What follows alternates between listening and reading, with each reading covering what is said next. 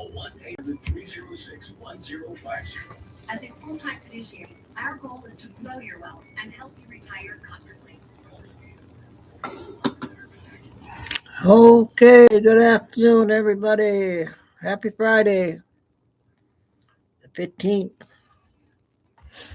Hope everybody have a good weekend and be safe. Changed my time today. I want to do 3 to 7 because I got a big basketball. The Pistons got to win tonight. That game's on at 7 o'clock, so I'm going to do a long 4 hours. Roberto, how's it been going? Is this movie going to end yet?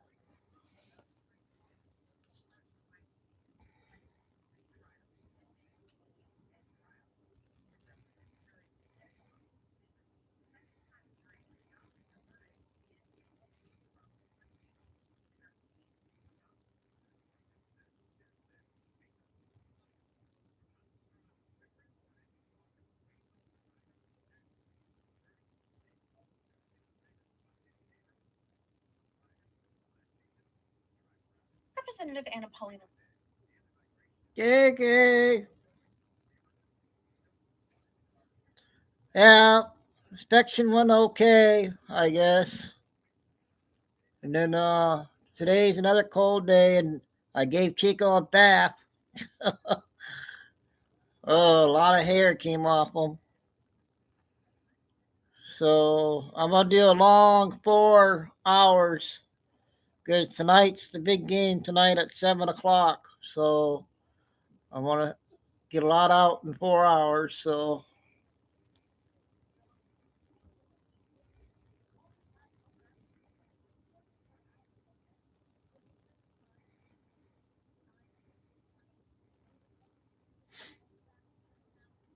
all right.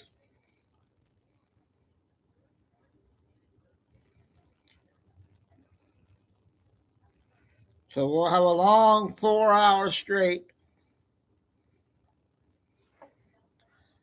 I won't be on tonight because I'll be watching my game. I got Hannity's interview. There's 3 clips with Trump, and then he has one clip. I think it's about 20 minutes. I think on Marco Rubio, and then Eric Trump and Laura Trump. He interviewed all 3 of them on Air Force One before they either left China or before, but a couple good stuff to listen to. Then a half hour of judge on that big case going on and everything. Then my short ones. I got a lot of short ones, and then I think we got 2 with a YouTube lady today. And then came across Robert. His video came out 5 minutes with one of his. No Captain Kyle this week. We got 2 Billy Beans out.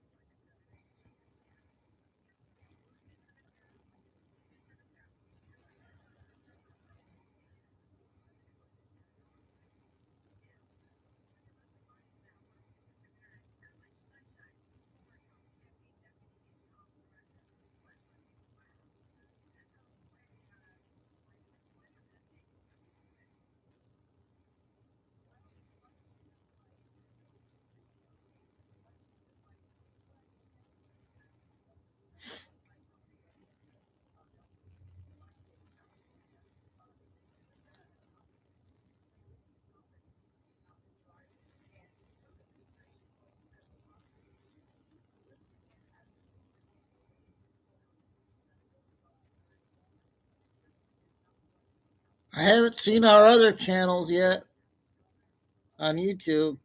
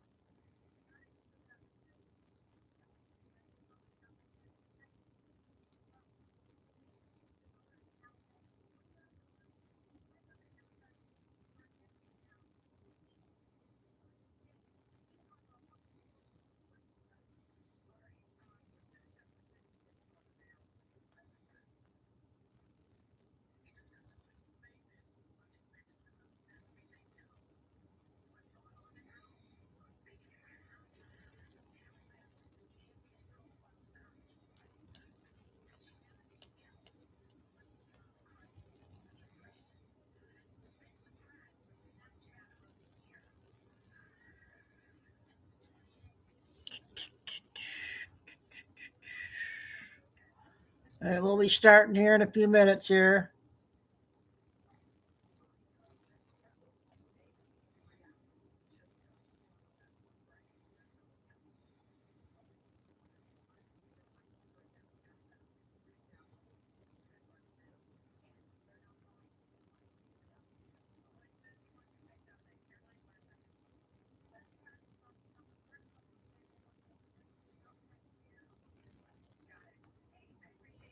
So you get that blend where we're early enough in the adoption of crypto that eco expertise in a large company is.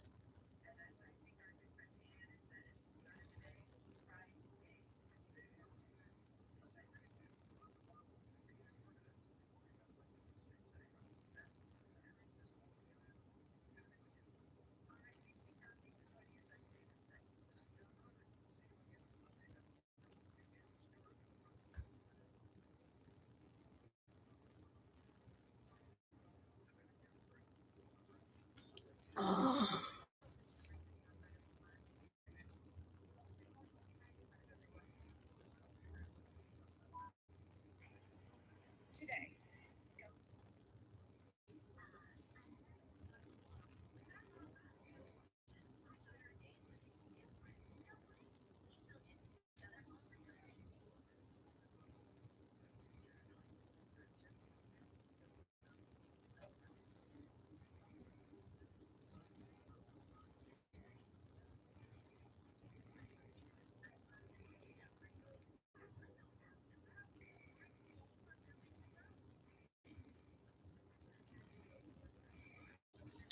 Okay, we will be getting started here. Hopefully, get everybody in here. We'll do the short clips first.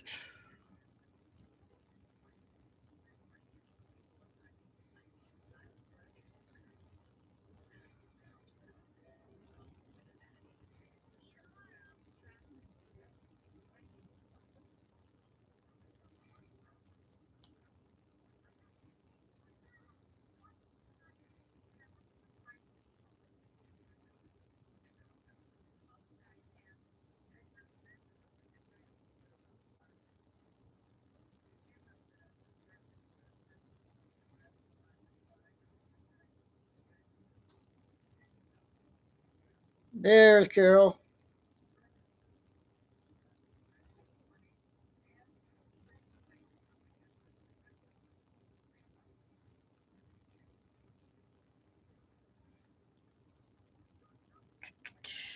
Okay, save some for us. Yeah, we're gonna go 3 to 7 because tonight's a big basketball game tonight at 7. I think it's 7 o'clock.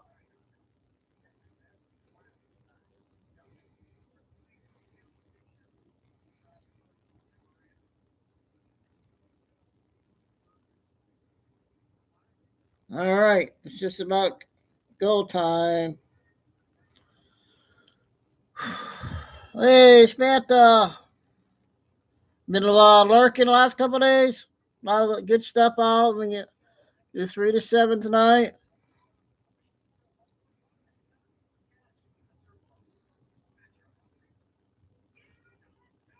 Did you? Are you in Michigan? I can't remember where you were from. Yeah, that last game they got robbed. Bad call at the end of the game. Oh, working? Oh, Canada. Okay.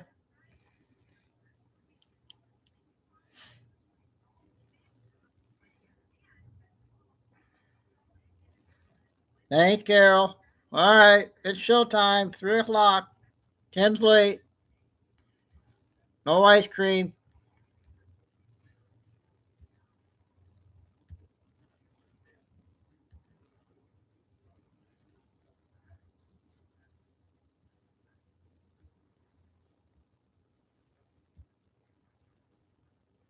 Hopefully, my internet's gonna work.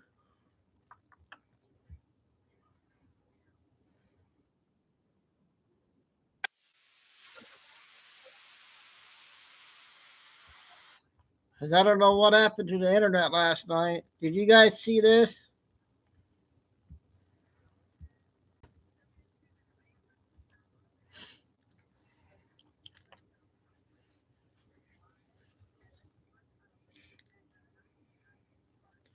Never saw that one before.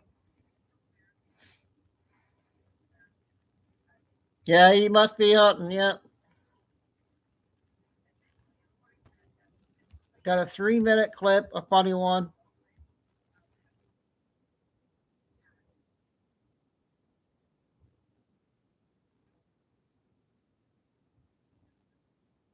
Hey, Trip. Hello. Welcome. First time in chat. Thanks for coming. Feels like home, honestly.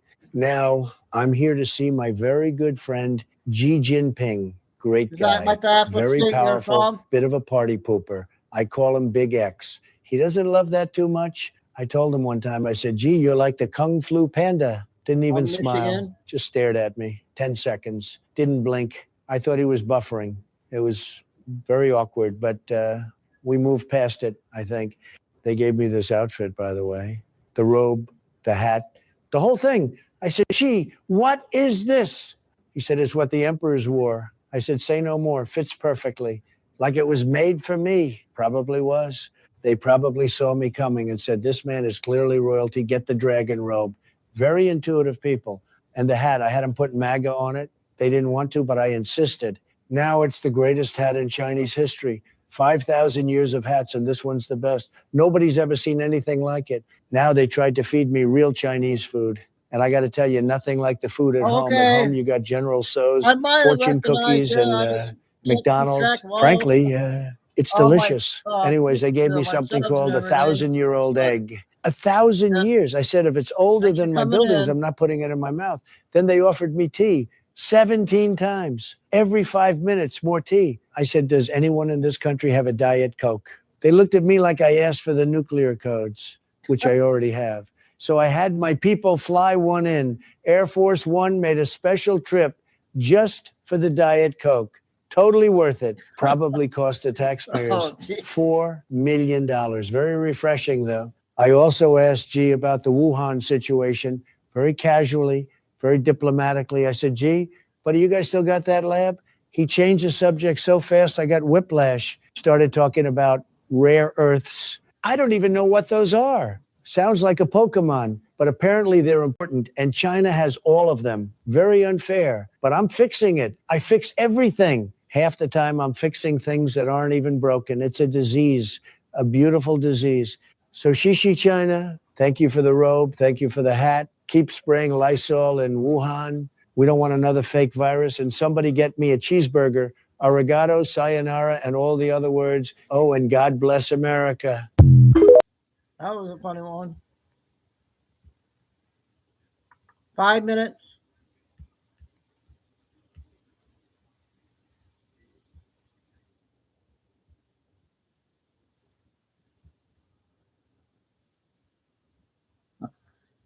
Thanks, Day Trip.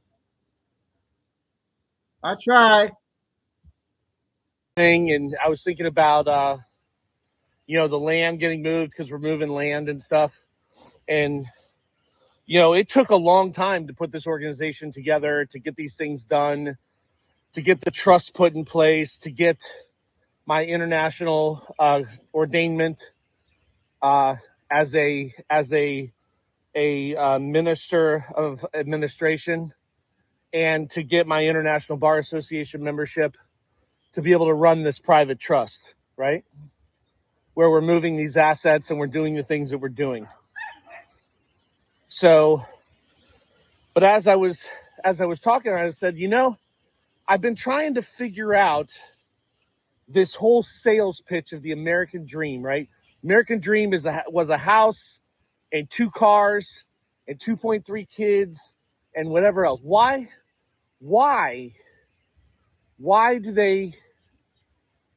is that the pitch? Why was that the sales pitch?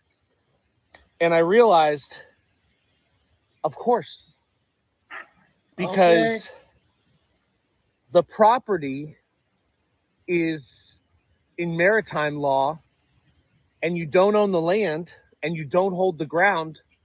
So you don't have a holding company. So you don't have a private trust, and you don't have land because the veterans have been locked out, and the veterans can bear arms on the land. So it remains property, and you don't transfer that land into the private trust where it can be.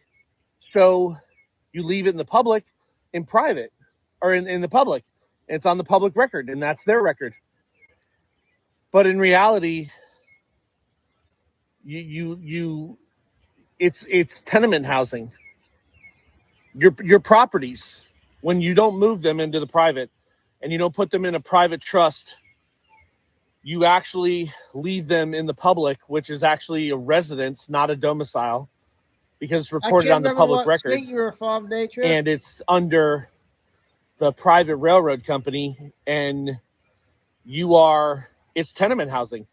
It's literally, they're allowing you to rent the house, to rent the property, not the land, not the ground. They took that off the deed. They're allowing you to rent the property, and they convince you to maintain it, to take investment in it, and to pay for it.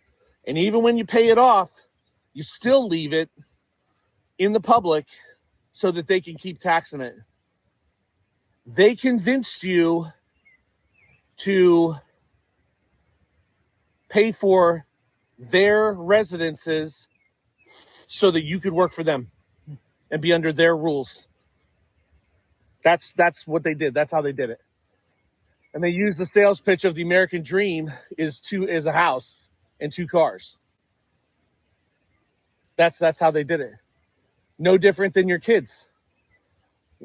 When your kid's born and your church pastor does not sign the birth certificate bringing the child into the community congregation or your church, then that child is not officially a member of the community, of the congregation, like the Amish do it.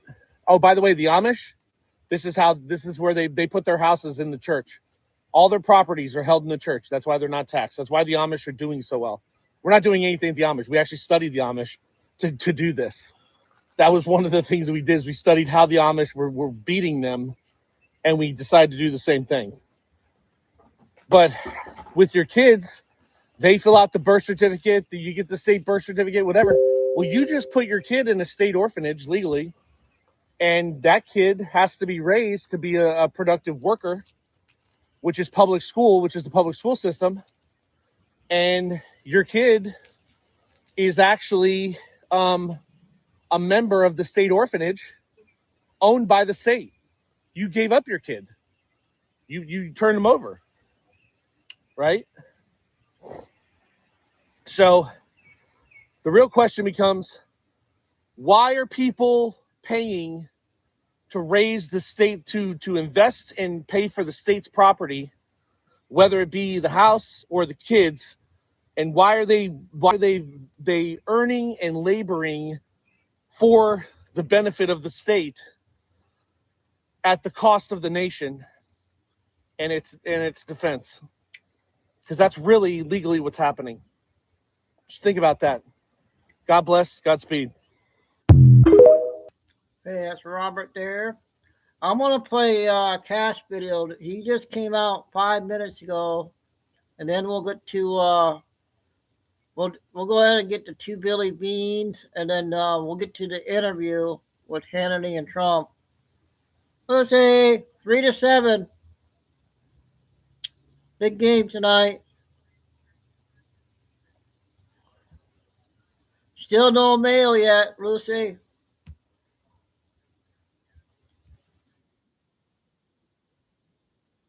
Hi, Mom. Besant, saying Iran has run out of to store oil. It's going to have to stop production. There have been no loading. We're at 16 minutes.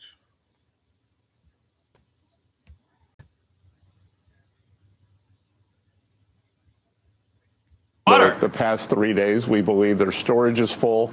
None of the ships are getting out, none are coming in, so they're not able to store oil on the water, so they're going to start shutting down. Wow. Okay. And I guess here's a satellite photo of Karg Island, the hub responsible for 90% of Iran's oil exports before the war. The storage tanks are currently 85% full, according to experts, up 3% in recent days. Now, shipping guru Tanker Tracker says, quote, Karg Island isn't maxed out of storage space. If it were, they would grab the nearest available tankers and top them up. So they're disputing it. During the Beijing summit between President Trump and General Secretary Xi, about a dozen ships made it out of the Strait of Hormuz, including some from China. Interesting. They also turned violent again. An Indian flag. So before we get into the recent attacks on other ships that have just happened, it looks like some tankers are getting out.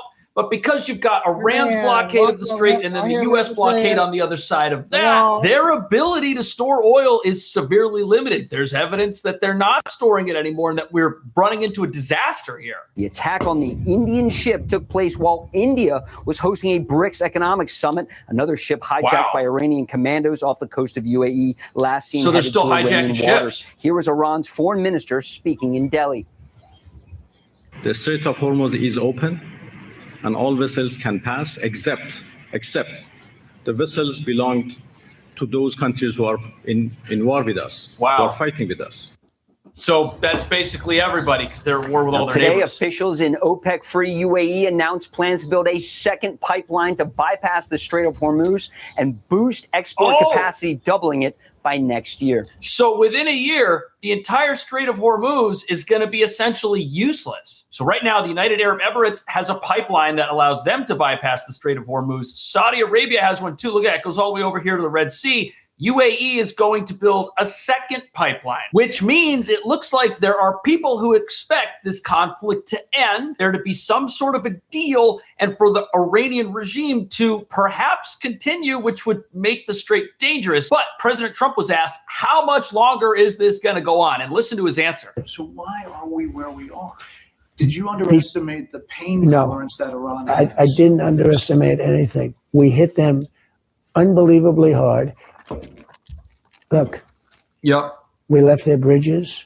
We left their electricity. There's an element of mercy here. We can knock that all out in We're going to hear that 2 days. 2 days, everything. We left Karg Island other than, I said, hit it except for the valves where the oil comes out. Because when you hit that means you're going to lose a little oil. But one thing is happening, amazingly. Ships are floating up to Texas and Louisiana. And they're going to Alaska, and they're loading up with oil like we've never seen before. Americans want to know when it's over, though, right? Yeah, look, Vietnam lasted 19 years. Iraq was like 10 years. Korea was 7 years. Another one was 14 years. Another one was 12 years. Another one was 9 years. So 2.5 months is how long this conflict has gone on. In terms of the grand scheme of things, not that long. Hopefully it's over soon. There is a lot of evidence to suggest that it will be over soon, by the way, and it has to do with things happening inside Iran right now. Listen. They're having to ration electricity. And we're even seeing these weird oil slicks in the Gulf as if they're dumping oil. I'm sure it looks like they're dumping all the far greens are going to be complaining about that at some point. But this is becoming a very dire situation for Iran, and it's going to feed into their broader problems. We were talking last week about 1 million jobs. Now it's 2 million jobs. 3 million jobs potentially have been lost in Iran. What is going to happen to these people? What are they going to do? What are they going to eat? Especially if you start turning their lights off. So even as the president's in Beijing, inking good deals for the American people, what's happening in Iran is getting significantly worse for the regime. And here's why. If you've got 3 million people who are out of work, that is a direct threat to the regime's ability to preserve itself, because the regime's been promising people jobs in the oil industry. Well, if the oil's full and you can't pump it out anymore and you have to shut down production, there go all those jobs. The rest of the economy's having problems too. They're rationing electricity. And what's interesting is the U.S. is actually offering Cuba, who we're negotiating with, a $100 million humanitarian aid package. Could we see something like that in the near future to help get Iran's regime to say, hey, look, we're not going to go after these dangerous weapons? But no oil flow. until Iran agrees to no nuclear weapons or whatever deal we have put on the table. Yeah. That's just my opinion. Cuba. Critics and audiences everywhere are falling head over hooves for The Sheep Detectives. Well, this was an important one to play. And now it's certified fresh and verified hot on Rotten Tomatoes. Yeah! What's with them? The Sheep Detectives, rated PG, now playing. The best part about Russell Stover sugar-free candies, no sugar, great taste, guaranteed. Accepting $100 million in U.S. humanitarian aid, Victoria. They've accepted this was breaking this evening. What do you make of this? Wow, really? So Cuba just accepted. Cuba's coming around. Everyone's making deals with the United States right now, except for Iran, and that only means they are going to be more and more isolated. But now the question is, could Iran's maxed out oil storage capacity cause some sort of ecological catastrophe? Is that what the world could watch here if the strait doesn't reopen soon? Worrying about Iran's oil storage capacity might seem a bit esoteric to the majority of Americans. Talk to us about why it matters and why we should care. Well, I think first and foremost, the Yeah, they do IRGC cares a lot about the fact that Iran can't ship their oil and that they're reaching maximum capacity at their export terminals. That denies Iran the funds that they need to carry on their military aggression overseas, to pay the IRGC and their besieged paramilitary force to suppress the population. I think the key question for our intelligence community, and I can tell you this from my own experience at CIA, for Director Ratcliffe at CIA, is how does Iran see this this challenge for them? That they that's can't what I wanna export know. their oil. How does the IRGC leadership, General Vahidi, for example, does this mean that the United States has the leverage that we need to force Iran to negotiate in good faith? Those are some of the questions I think that President Trump will be asking the intelligence community. What do So you we make? don't know. On the one hand, we've got people that say this regime will stomach anything to stay in power, even if it means that their entire country falls apart. They don't care. Some of the thinking goes, what happens with their oil facilities as long as they're the ones in power after this whole thing ends? The other side thinks, look, if you can't pay the guys with the guns that are supposed to go out there and keep the regime in power, the regime might be on borrowed time, and there might not be anything they can do to stop that unless they make a deal, which ends that. Meanwhile, there's another issue at play here. We've been hearing that the United States doesn't actually have the ability to re-engage in combat operations if needed.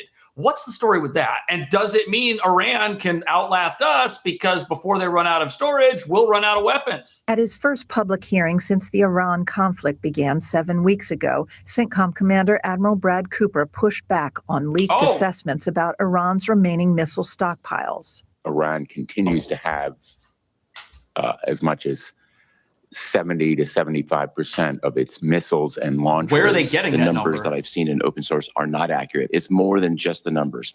It's the command and control that's been shattered. It's a significant degradation in capability, and it's the lack of any ability to then produce any missiles or drones on the back end. Democrats also want to know about depleted U.S. munition stockpiles. Reports the U.S. has fired 45% of its Patriot missiles since February. Can you talk to me about how this constrains our air and missile defense? Senator, I have all the munitions necessary to both defend our forces as well as conduct a broad range of contingencies. So apparently it's fake news that the U.S. does not have the munitions left if this conflict turns hot again. Hopefully it doesn't. But just look at these headlines. NPR is the U.S. running out. National Review, same thing. CNN, U.S. at risk. I mean, there's always a risk, but did it actually happen? Running on empty, America's depleted weapon stocks are a strategic red flag. It doesn't sound like it. The generals are not saying that. The people in charge are saying the opposite. It's almost like the political world says Iran is fully stocked and the U.S. isn't, when it's really the opposite, which is what the Israelis are saying and what our guys are saying. Asked about whether Iran is less of a threat. They are significantly less of a threat. Admiral Cooper says the U.S. has destroyed 85% of Iran's weapons manufacturing facilities, 90% of Iran's inventory of 8,000 naval mines, and it will be 10 years, he says, before Iran can rebuild its navy. But he admitted the IRGC still has a very moderate capability to disrupt the Strait of Hormuz. And that's what they're doing in these small boats. And by disrupt, they're out there seizing tankers that have civilians on them who are just trying to do their jobs and aren't even involved in this conflict. So that's what they mean by disrupt. But it is not this great seafaring power that the world should tremble in fear at. It's a localized threat in a part of the world that is an international waterway. This really shouldn't be allowed, by the way. Look, they're in clear violation of international law. Yeah. I'm just stunned that the other people have not done that. The other nations, like the Brits or the French or the Italians or somebody else. When you look at the law of seas, the Conference on the Law of Seas, they're in clear violation of Article within there about keeping the freedom of the seas open. They haven't done it. So they're in violation of that law as well. Right. So, no one's bringing that up. No one's talking about how this shutdown by Iran of the Strait of Hormuz that says everyone can go through except people we don't like, that is a violation of international law. Yeah. And everybody loves to invoke international law when they think they can get Trump with it and say, oh, he's violated international law. But now that Iran's doing it, nobody's even talking about that. And the countries that suffer because of that, our allies, France, the United Kingdom. I had to play this one because this was talking about Iran, so this just came out. They're not necessarily jumping in to see anything happen. It's almost like they're pursuing a path of appeasement. Everybody needs to gang up on them, much like the president has done, which to his credit, he's the first president we've had in 8 that's done something about it and open up the straits. It's going to get done. I'm absolutely confident it's going to get done. As I said, I can't believe they're still being allowed to get away with it. Yeah, they're getting away with it. Yeah. This $10 pen fixed what $1,000 worth of creams couldn't, because this yellow crust is why your nail fungus won't go away. Is using these little, what are called Gadir-class submarines. They're about 95 feet long to harass ships in the Persian Gulf and the Gulf of Oman. Look at that thing. These things, again, they're about 95 feet long. They've got about 20 of them. That's not the kind of craft that can transit the globe and threaten global shipping or threaten a country far away. That is a short-range vessel that has to be close to wherever it docks. It's not very big. It looks like it has a crew of 3. Okay, so these are designed to be in the Persian Gulf only, and they are built by Iran. They wanted these. They're called midget submarines going back to the 80s. They can launch torpedoes. They can launch some anti-ship missiles. Okay, they have a crew of 7 people. So this is a 7-person submarine, which they can use, again, in this localized environment. And a question that I have is, why are these things not on the bottom of the ocean? They probably will be, John. I am absolutely convinced the military's got that under consideration. They'll do something about it, and they'll sink them as well. You know, this is not a winning game for the Iranians. No. It's a losing game for the regime over the long term, and I would put them at risk. I keep my foot on their throat and keep squeezing them and squeezing them and squeezing them. The blockade has done great, but I'd like to pull the blockade out by taking something like Karg Island or the islands in the Strait as well. You got the Marines can do it, the Rangers can do it, the 82nd can do it. They can do that, and then not keep it in perpetuity, but control their economy. So what the general here is saying is take Karg Island with special forces. Don't go into mainland Iran. Don't invade the country, but take this offshore island, which is where 90% of their oil comes out of, and basically cut off their economy and control whatever's happening over there. It looks like there's some sort of disaster happening over there, but that's not the only thing the Trump administration could do. Listen. And say to the Iranians, look, we're just going to hold this till you quit. And I would quit the negotiations. I'd say, we're done with this stuff. Yeah. You got my phone number. You give me the phone call when you're tired of this, and we'll finish it off. And I think the Iranian people are going to get fed up with it eventually. General, one of the other big issues related to the Iran conflict, and it's not necessarily directly related to Iran, but other potential conflicts around the world, is the status of U.S. weapons stockpiles. This is what Pete Hegseth said. We're going to hear about that from somebody else. Committee the other day. The munitions issue has been foolishly and unhelpfully overstated.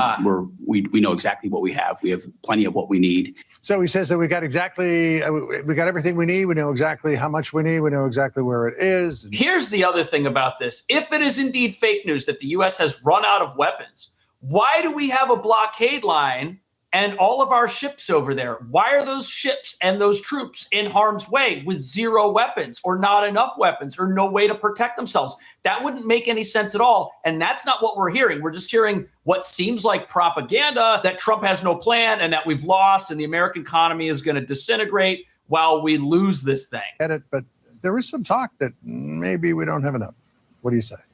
Well, I mean, as a former military guy, you always say that. We never have enough. We need more. They've got enough to prosecute this war. I'm convinced about that. And oh, by the way, even if it wasn't true, why would you tell the enemy that? You wouldn't do that at all. Unless you want them to win. If I was down to my last round of ammunition, you don't do that. And I think we're pretty well prepared for anything that follows. Can we ramp up the defense industry? Of course we can. Have they been slow on the uptake? Sure. But they'll get it done and they'll get it completed. But I'm with the Secretary of War. I think we're going to be fine in what we've got in our position, in our munition stockpiles. And Brad Cooper saying the same thing. And, I know that this doesn't matter to everybody, but, the ticker symbols are saying the same thing too. It looks like this is in its end stages. Hopefully something happens soon to deal with whatever disaster is secretly taking place out there by Carg Island. If there's a boots on the ground taking of that, maybe a coalition would be nice, right? They have violated international law. There are countries that depend on this much more than the United States. If there could be a coalition force that goes into Carg Island and does something to get it up and running for the benefit of Iran's people and people who need access to that stuff while helping Iran's leaders come back and negotiate, would that work? They won't have the money to pay their troops, and these are their resources. And if those resources go out the front door while they can't do anything about it, they won't be able to sit there and say they've got all the leverage in the world. What do you think about that? Okay, that one was an important one to play. It just came out. First Billy Bean is 30 minutes.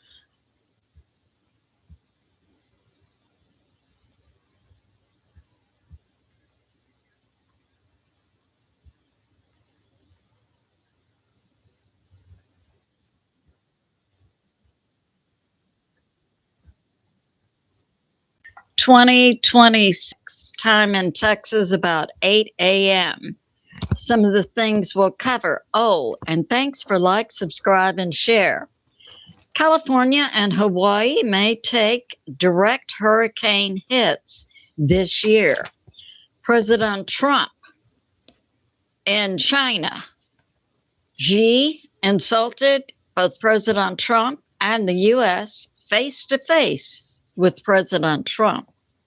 The Secret Service and the CCP police had a fistfight, and the CC police blocked the U.S. press corps. Pakistan and North Korea will give nukes to Iran. So let's get started. We're going to begin with space weather. We had yesterday in Indonesia a 6.7 earthquake, 146 kilometers deep or 91 miles deep. On the YouTube space weather site, we have a paper out about the extinctions linked to previous pole shifts, and it is my opinion and others that we're currently in a pole shift, and that in the past, yes, we've seen fast pole shifts and extinction level events were associated with the pole shift. It depends on how fast it occurs. But we're seeing on Earth a decreasing electromagnetic shield, putting streaks of openings in our atmosphere over Earth, with the ozone layer being decreased. That helps to block radiation from the sun. And we are seeing 3 times the particle hits from the sun and increased radiation right now. And certainly the loss of the ozone in certain areas will bring about a life-threatening flow of radiation from the sun. We have this from NASA and NOAA regarding the current El Nino we see in the Pacific Ocean. El Nino means the heating of the Pacific Ocean, and its relationship to hurricanes will likely bring in a possible extreme rare event of both California and Hawaii having direct hits by hurricanes. And we have this from NASA, NOAA, Space Weather.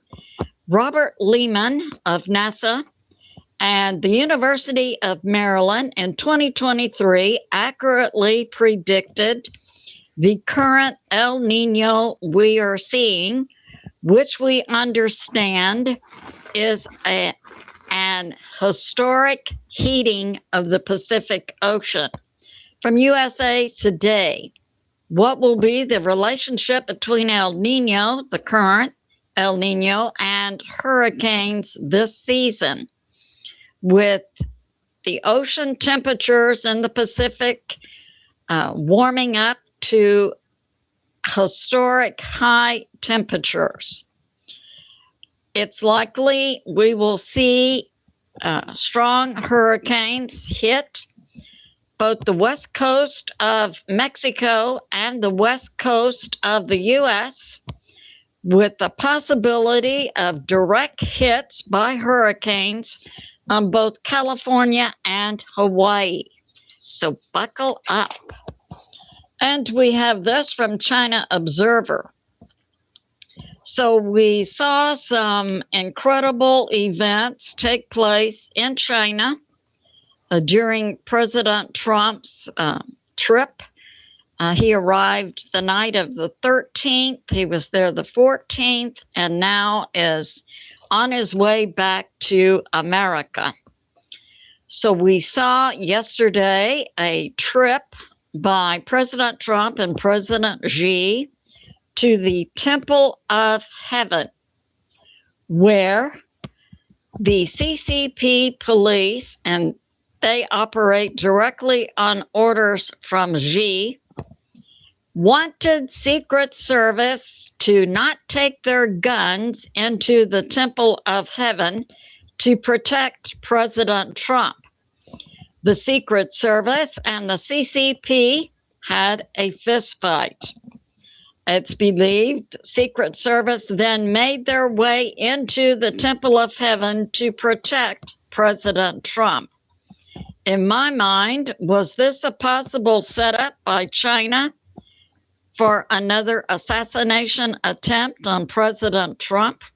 Just saying. But the fistfight between the Secret Service and the CCP police did take place. And we saw also the CCP police herding all of the U.S. press corps into a room and put armed police in front of the door to keep the press corps from going to the president's motorcade. That's how the U.S. press corps arrived at the Temple of Heaven. And for some reason, the CCP police, I believe on orders from Xi, wanted to separate the U.S. press corps from the presidential motorcade. The U.S. press corps then decided to hit the CCP police physically and pushed against the CCP police to then get out of the area where the CCP police had herded the U.S. press corps.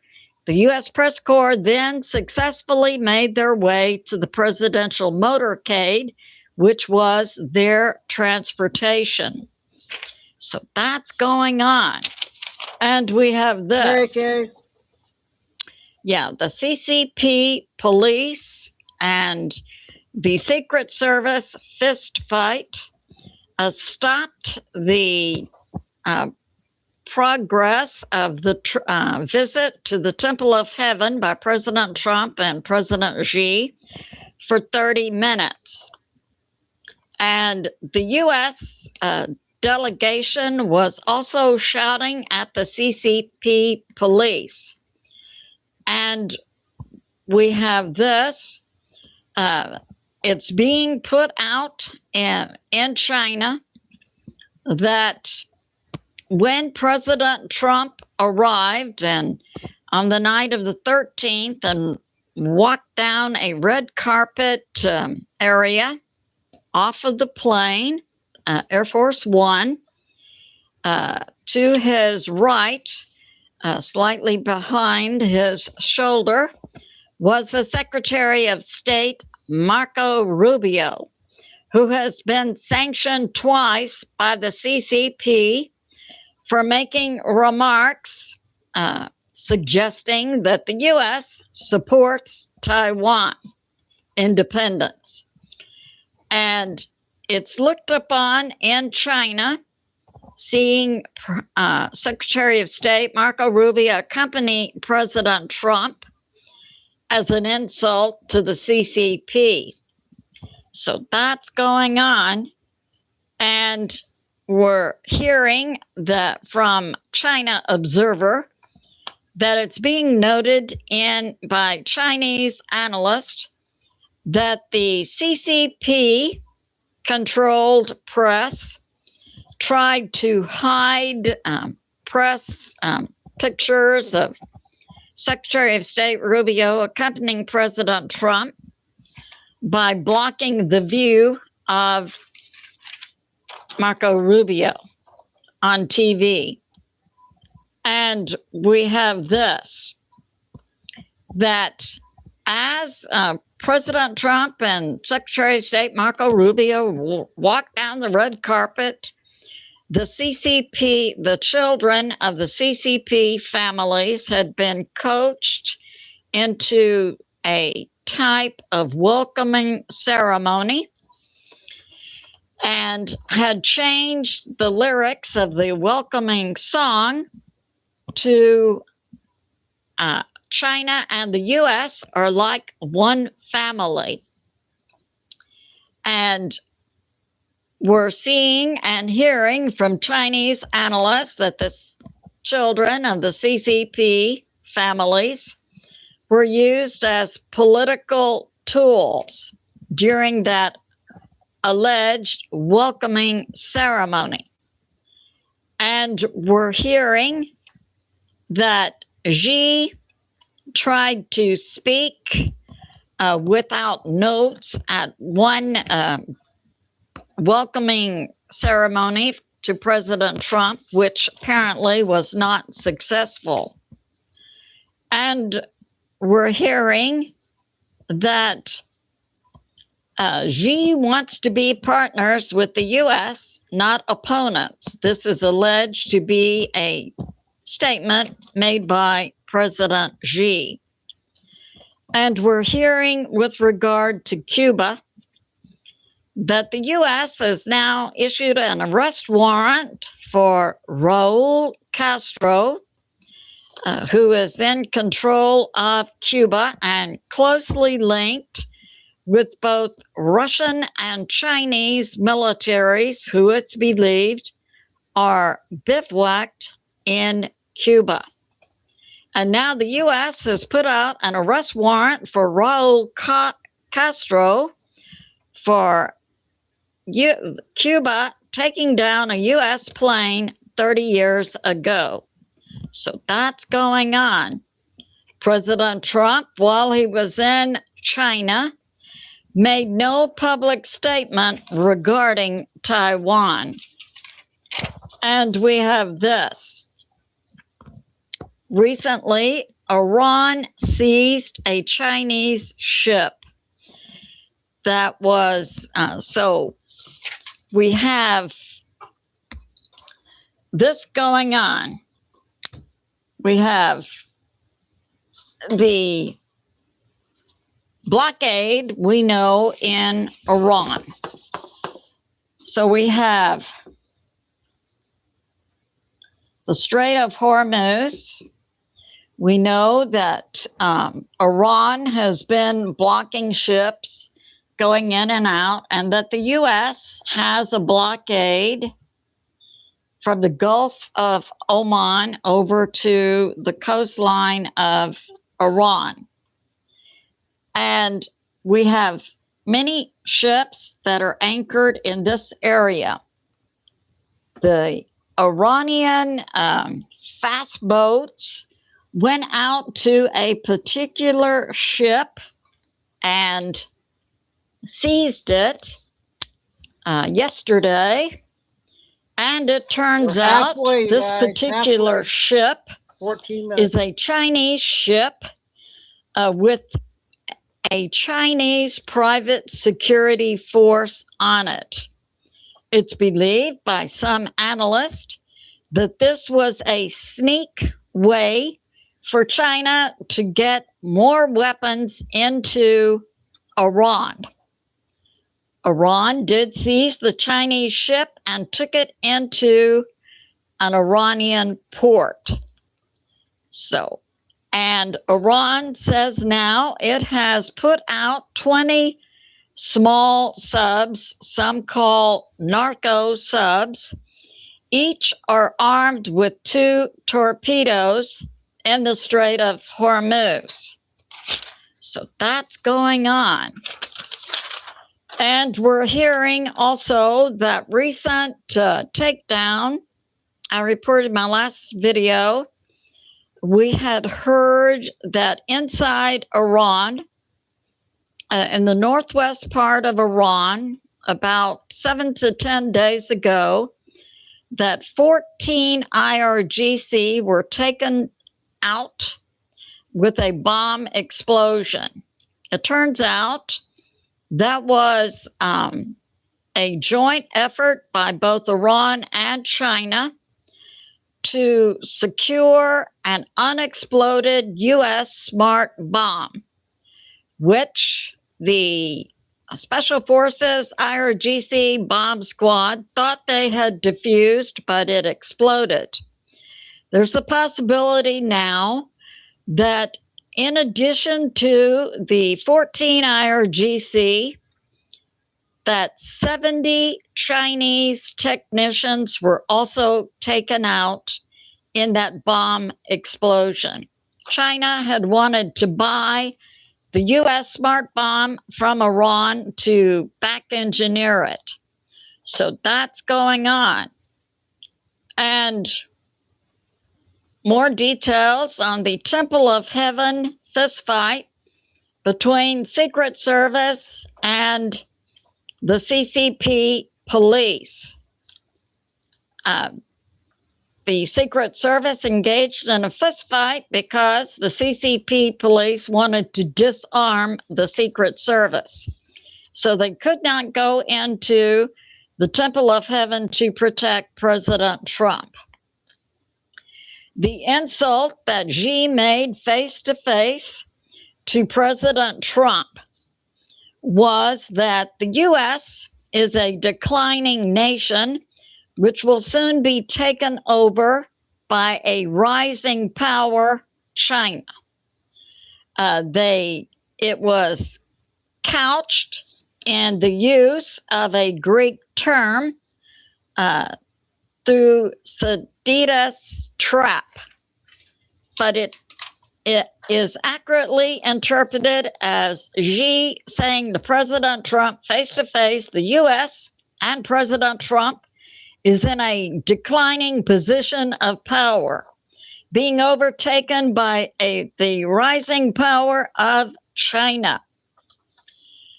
And we're hearing Xi said this directly to President Trump. Now, President Trump, I believe, answered brilliantly to President Xi when this insult was spoken face-to-face to President Trump, that yes, the U.S. had been in a position of declining power under previous Sleepy Joe, but that now the U.S. is the hottest nation on earth.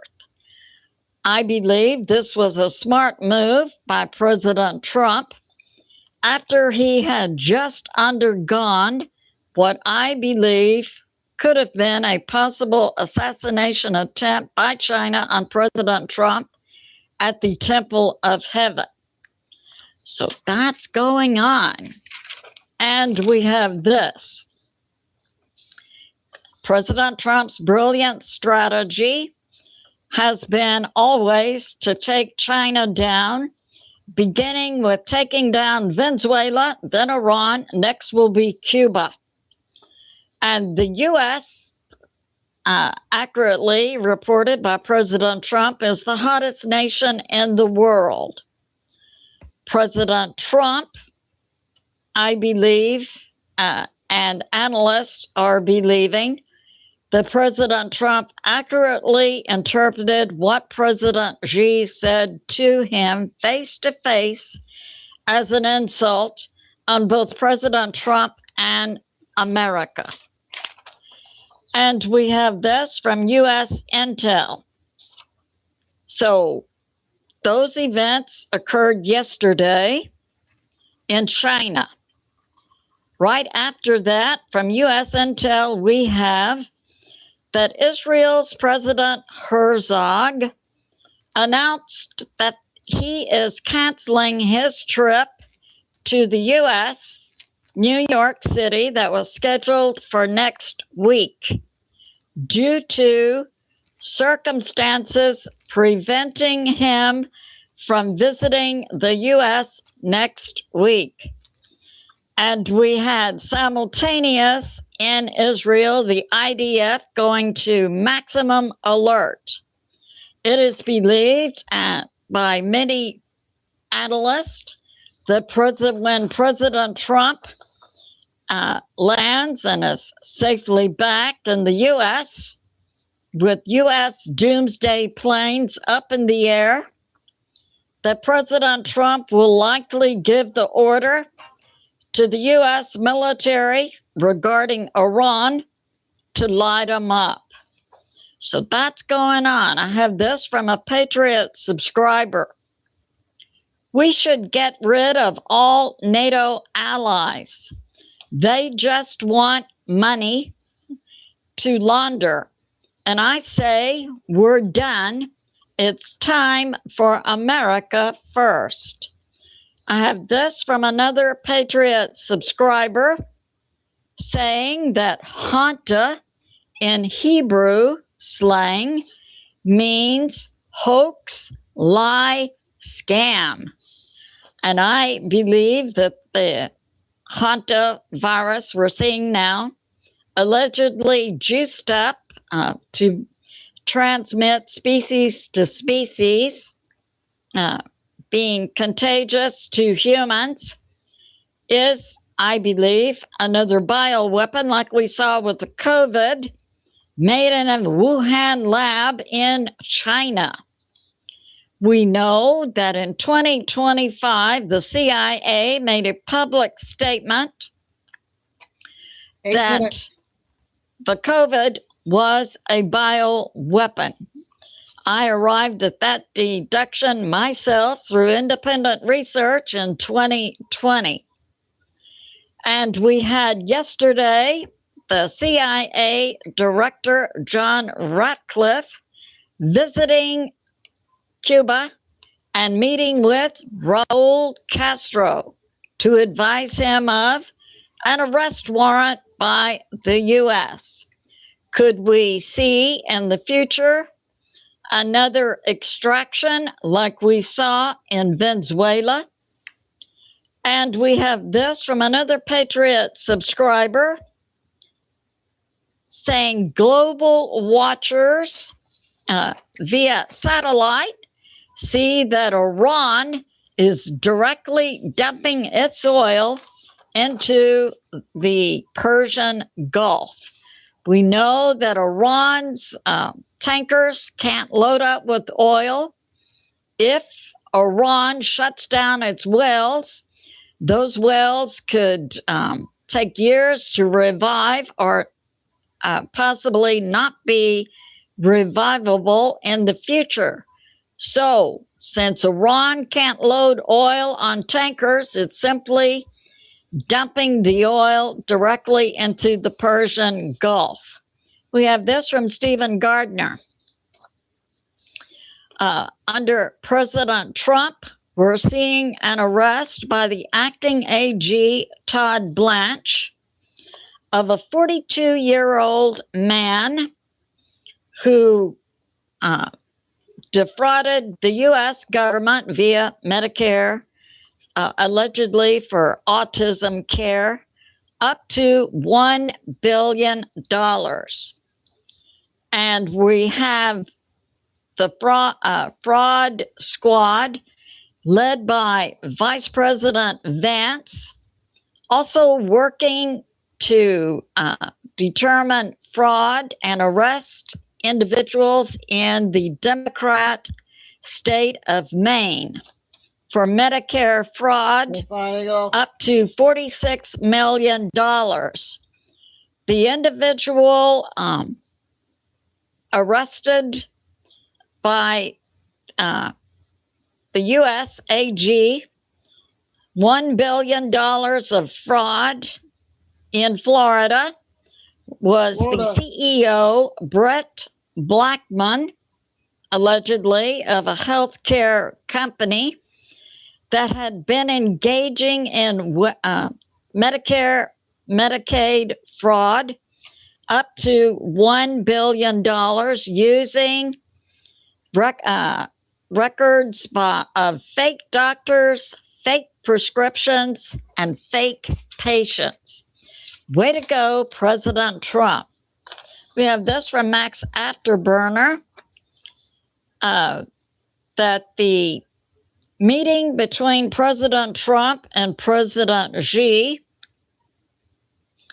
has resulted in public statements by both President Trump and President Xi that Iran cannot have a nuke and that Iran cannot control the Strait of Hormuz. Now, these are the public statements coming out. But as I've been putting forth, what we actually saw on the ground in China appeared to be direct moves by President Xi and China against both the personal safety of President Trump as well as the U.S. press corps. That happened. And we have this, that publicly trade deals between the U.S. and China states that China will buy 200 up to 750 Boeing planes, and that China will also buy billions of dollars worth of U.S. soybeans from U.S. farmers. And we're hearing this, that China is losing money every day based on the U.S. blockade of the Strait of Hormuz. So that's going on. And we have this. We have also that, China is losing money because oil is being blocked to China by the U.S. from Iran. And that China, President Xi, in public talks with President Trump, said that China will help end what's going on in the Strait of Hormuz. And also that the CCP military navy will escort ships in the Strait of Hormuz. So that's going on. And we have this from MonkeyWorks, that IRGC has been flying planes to China just before President Trump arrived. Could it be that Iran was flying in assassins to take out President Trump at the Temple of Heaven, where we saw the CCP police engage in a fistfight with the Secret Service because the Secret Service would not disarm? The Secret Service overcame the CCP police in a fistfight and got into the Temple of Heaven to protect President Trump. And we have this.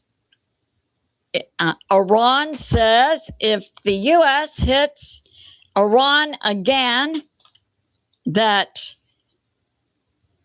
Iran will juice up its uranium from 60% to 90% to make nukes. Now we're hearing statements by both Pakistan and North Korea that they will simply give nukes to Iran. So we see a world gone crazy. And we have this. Also, Iran hit a Kuwait island a few days ago. And during that dust-up between the Kuwait military and the IRGC, Kuwait captured 4 IRGC operatives. So that concludes my update this morning.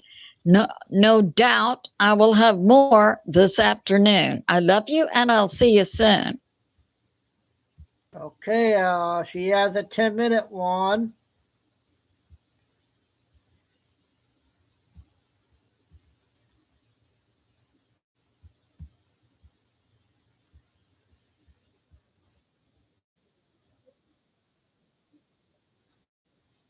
In 2026, I'm in Texas about 11 a.m. Excuse me. Some of the things we'll cover: President Trump wheels up, and a secret deal between Russia, China, Saudi Arabia, and Qatar, and U.S. intel. So let's get started. All right. I have this from a Patriot subscriber based on my last video about a potential assassination attempt on President Trump inside China. My Patriot subscriber says, sounds like Archangel Michael is protecting President Trump. And I have this from a Patriot subscriber. Hi from North Texas. It's getting really interesting here, and a lot of sheep are waking up.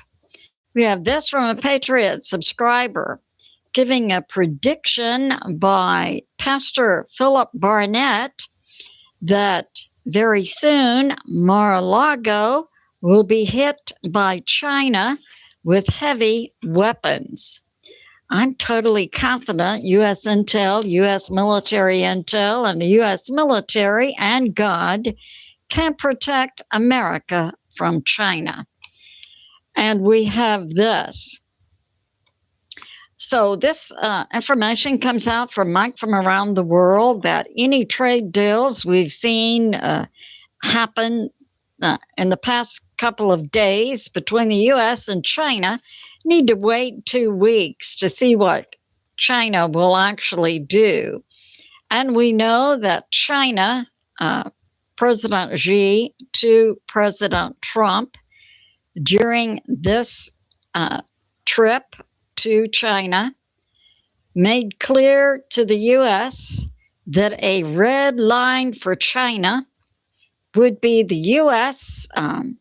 Making any more belligerent moves to protect or arm Taiwan, and that could lead to a war between the U.S. and China.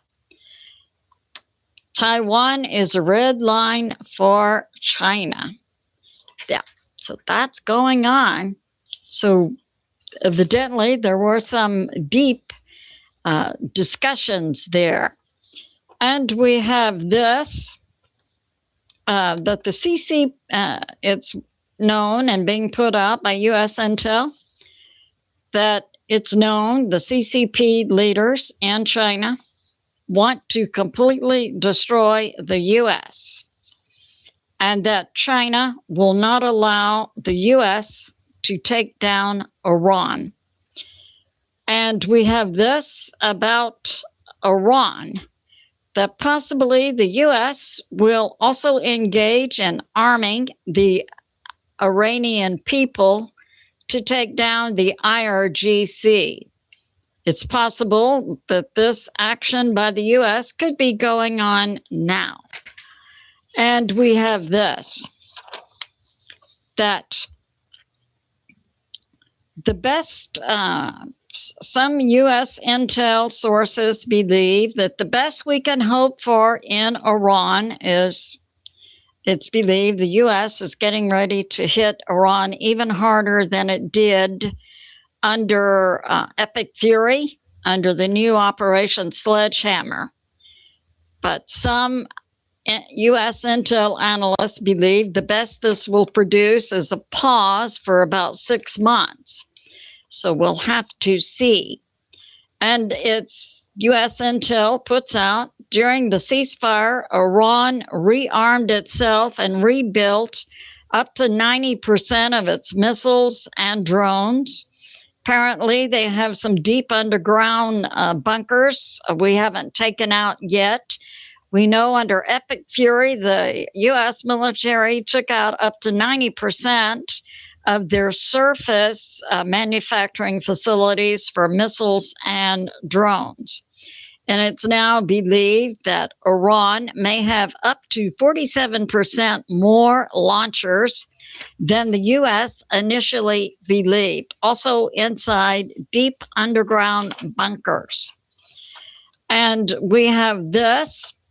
This information is interesting, and information is coming out now about the sinking of a Russian sub in 2024 off of the coast of Spain that was carrying 2 nuclear reactors to North Korea. So the U.S. intel is putting this information out now, demonstrating that the U.S. in 2024 was active in disrupting Russia's supply chain to North Korea with nuclear reactors. So that's going on. And we have this. Dialogue Works interviewed Larry Johnson, former CIA, and retired Colonel Wilkerson, bringing out some interesting intel that China did insult the U.S. during this visit between President Trump and President Xi this week. And they demonstrated to the world that China was insulting both President Trump and the U.S. And that Xi has said no to the U.S. request for help in managing Iran. And we have this. Based on intel coming out of Pakistan, there is a secret deal between Russia, China, Saudi Arabia, and Qatar. Join us in celebrating Lumberjack's St. Clair grand reopening May 16th. You guys, after years of marriage, this right here is absolute magic. Blue Chew Gold is... And for security.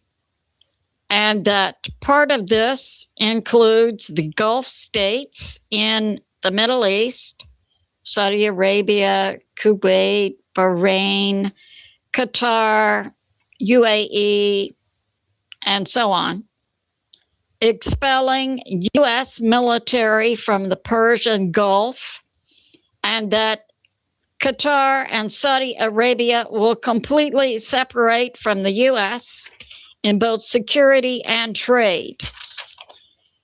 And we have this from Colonel Wilkerson, intel, that Benjamin Netanyahu was scheduled to make a trip to Pakistan. And we know that Pakistan is up to their eyeballs in helping China and Russia arm Iran.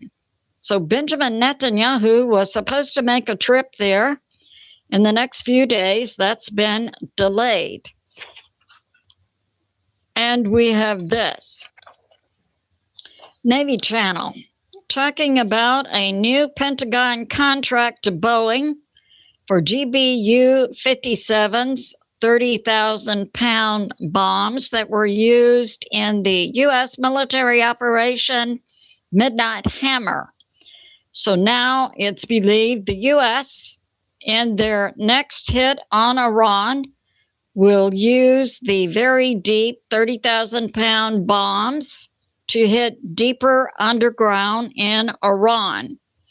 And that Iran has rebuilt missiles and drones, and that the U.S. will use these 30,000-pound bombs to take out the deeper underground manufacturing facilities for Iran, as well as fortified islands in the Strait of Hormuz. So that's going on. Another U.S. weapon that will be used in the upcoming second wave hit on Iran will include the GBU-72 5,000-pound precision-guided bombs. It's believed the U.S. will use to take out everything along the southern coast of Iran near the Strait of Hormuz. And we have this from U.S. Intel. President Trump wheels up in the air, leaving China. It's believed that this second operation, Sledgehammer, by the U.S. military and Israel may begin very soon. Possibly, it's believed that when President Trump is up and away from China, that this second wave will begin. That concludes my flash update. I love you, and I'll see you soon. Okay, we're caught up. How do I earn more money on my money? Two big ones with her. I'm going to play about 8 short clips and then get going on the 15-minute one.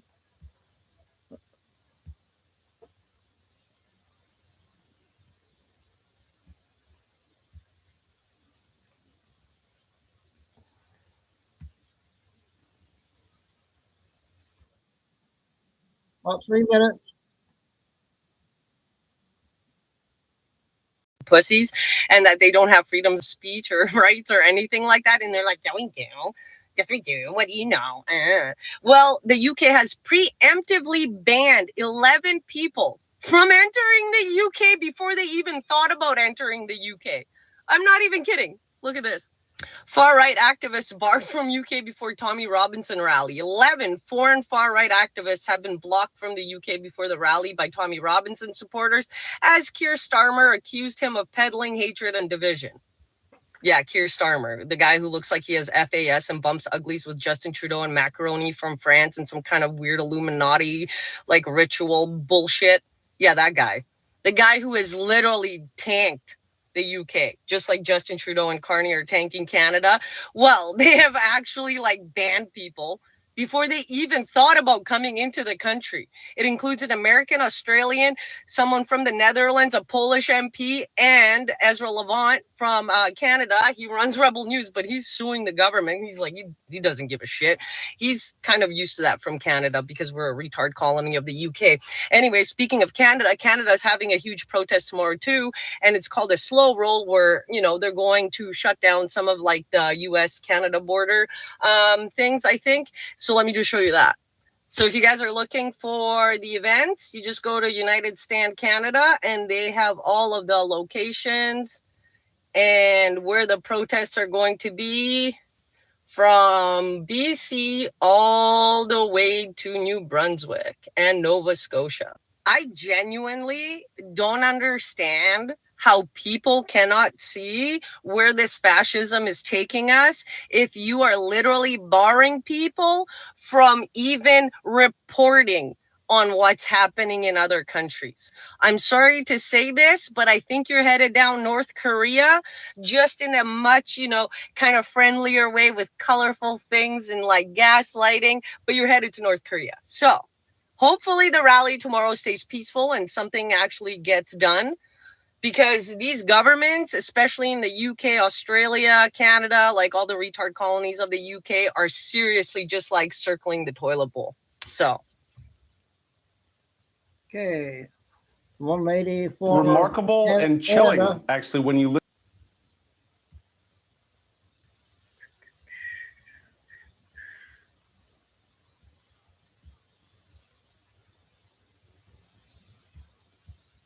This is new lady on TikTok.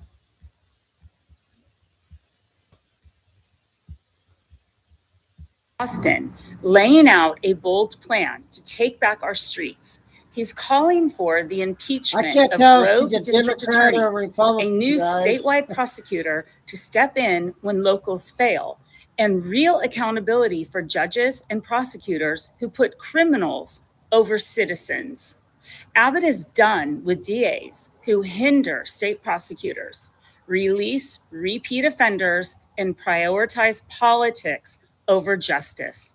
His 4-point plan includes denying bail to illegal immigrants charged with felonies, expanding the repeat offender task force to San Antonio and other cities, and holding bad prosecutors accountable.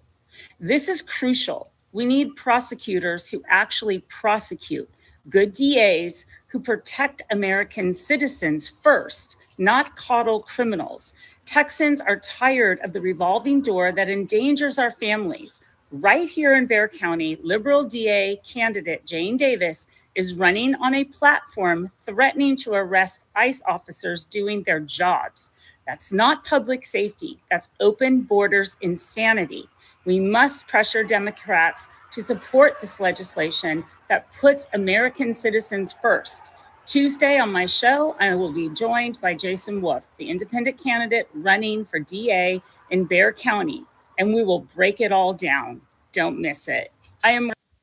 Okay, a new one there.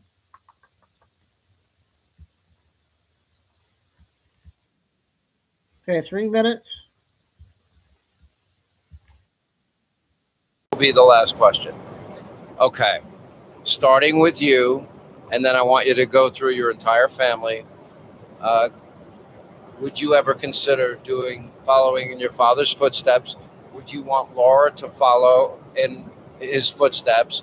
Your children, your siblings, anybody in your family? Do you see that happening? Have you personally thought of it? I don't think anybody would want that for their wife. I certainly wouldn't. It's an nasty. And by the way, she'd be amazing at it. There's no one that's. I agree with that. I've sold you out down the river twice now. I know. But I did get you a plane in the negotiation. I know. I'll ask you for that again if it ever comes around. Thank you, Sean. Oh, that's part of the deal. It's a dirty, nasty world. Politics is a dirty, nasty world, and we've seen the best of it. All right. And you can't dodge. Have you ever considered running? Do you think you might run? I would never rule anything out. I can tell you we've seen the best of it, and we've seen the worst of it. This is probably the best of it, what you're seeing right here. Air Force One flying to the other side of the world, just to be an observer, to be a fly on the wall, and to keep your father company. I have no other role in this trip. At the same time, I've seen 6 months of courtrooms where people are trying to destroy you and your entire family. If you go into this game, you better be ready for it. You better have your family ready for it, because they're coming in ways you can't even imagine. So it's probably actually the answer he gave when he was roughly my age. If it ever got so bad, I throw my hat into the ring. And that's probably actually my answer, so long as all the other stars aligned. So long as your family's ready for it, your spouse is ready for it, because you better be able to take the punches. Spouse? Is that where I come in? They're big shoes to fill now, Sean. There has never been a President Donald Trump. There will never be another one like President Donald Trump. But you could be the first woman president. I will echo Eric's answer, which is I think that we have seen so many different sides of all of it. We've seen the absolute nastiest and as bad as it can get. But you know what they did to all of us over that period of time is if you continue to rub your hands, you'll get a callus. You continue to beat somebody enough, you develop a thick skin, and we have all developed such thick skin that I almost don't think there's anything they could throw in any of our way, anybody in our whole family, that we wouldn't be ready for or able to handle at this point.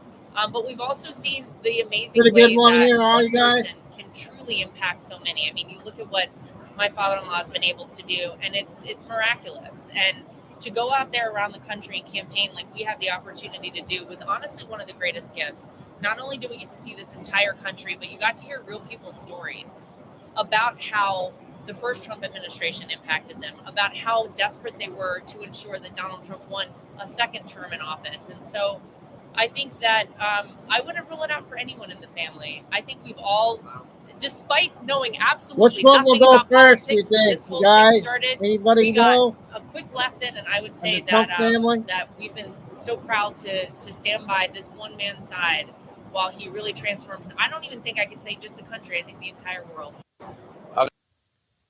I don't know. I think Laura would be a good one.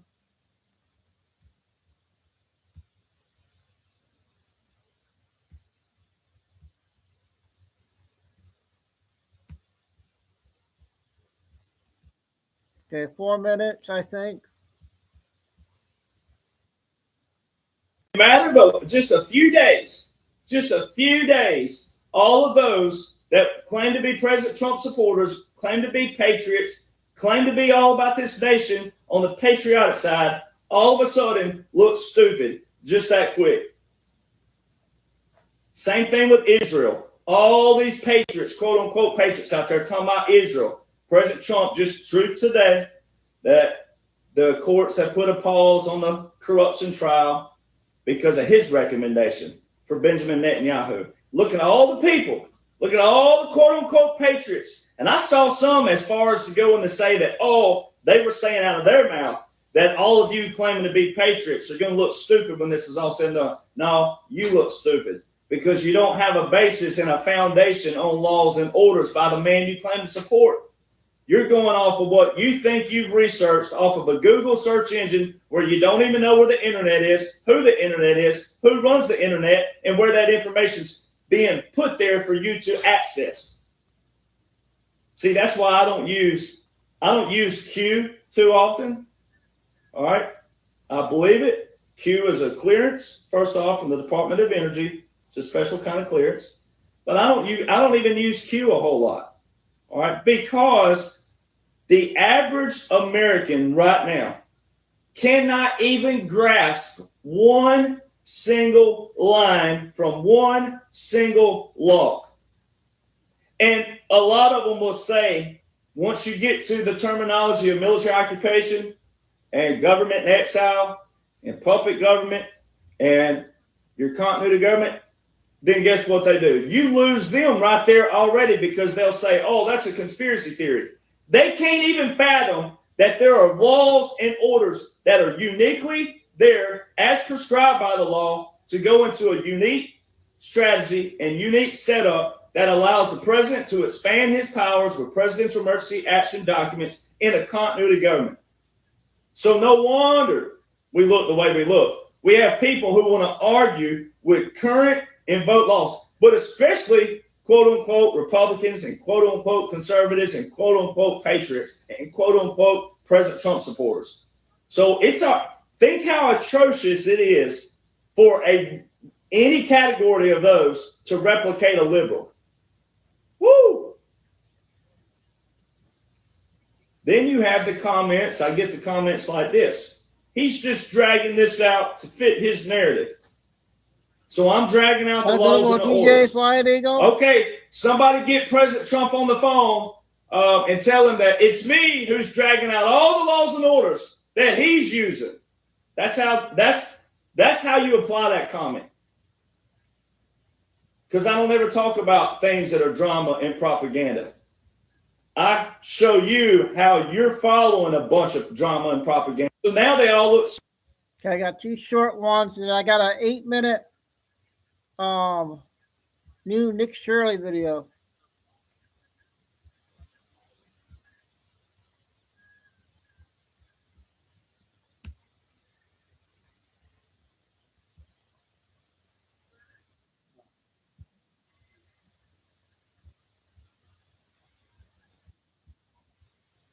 This is one guy.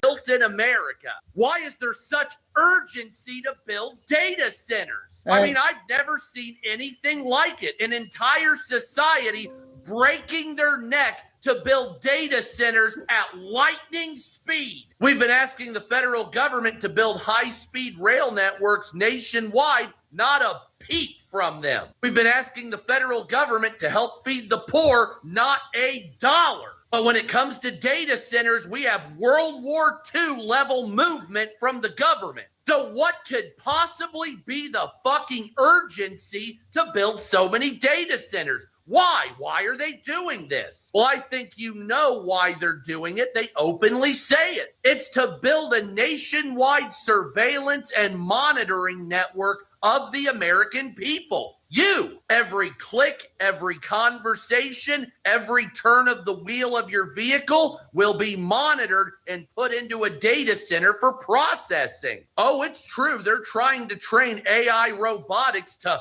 better your world. Don't get me wrong. But a majority of these data centers are nothing but monitoring and surveillance tool systems. This will be used for nothing more than a nationwide policing tool against your behavior. Okay, that was short. I'm going to get Nick in now. I want to get Marco Rubio interview, you guys. It's 30 minutes. Like I said, we're going to go to 7 o'clock.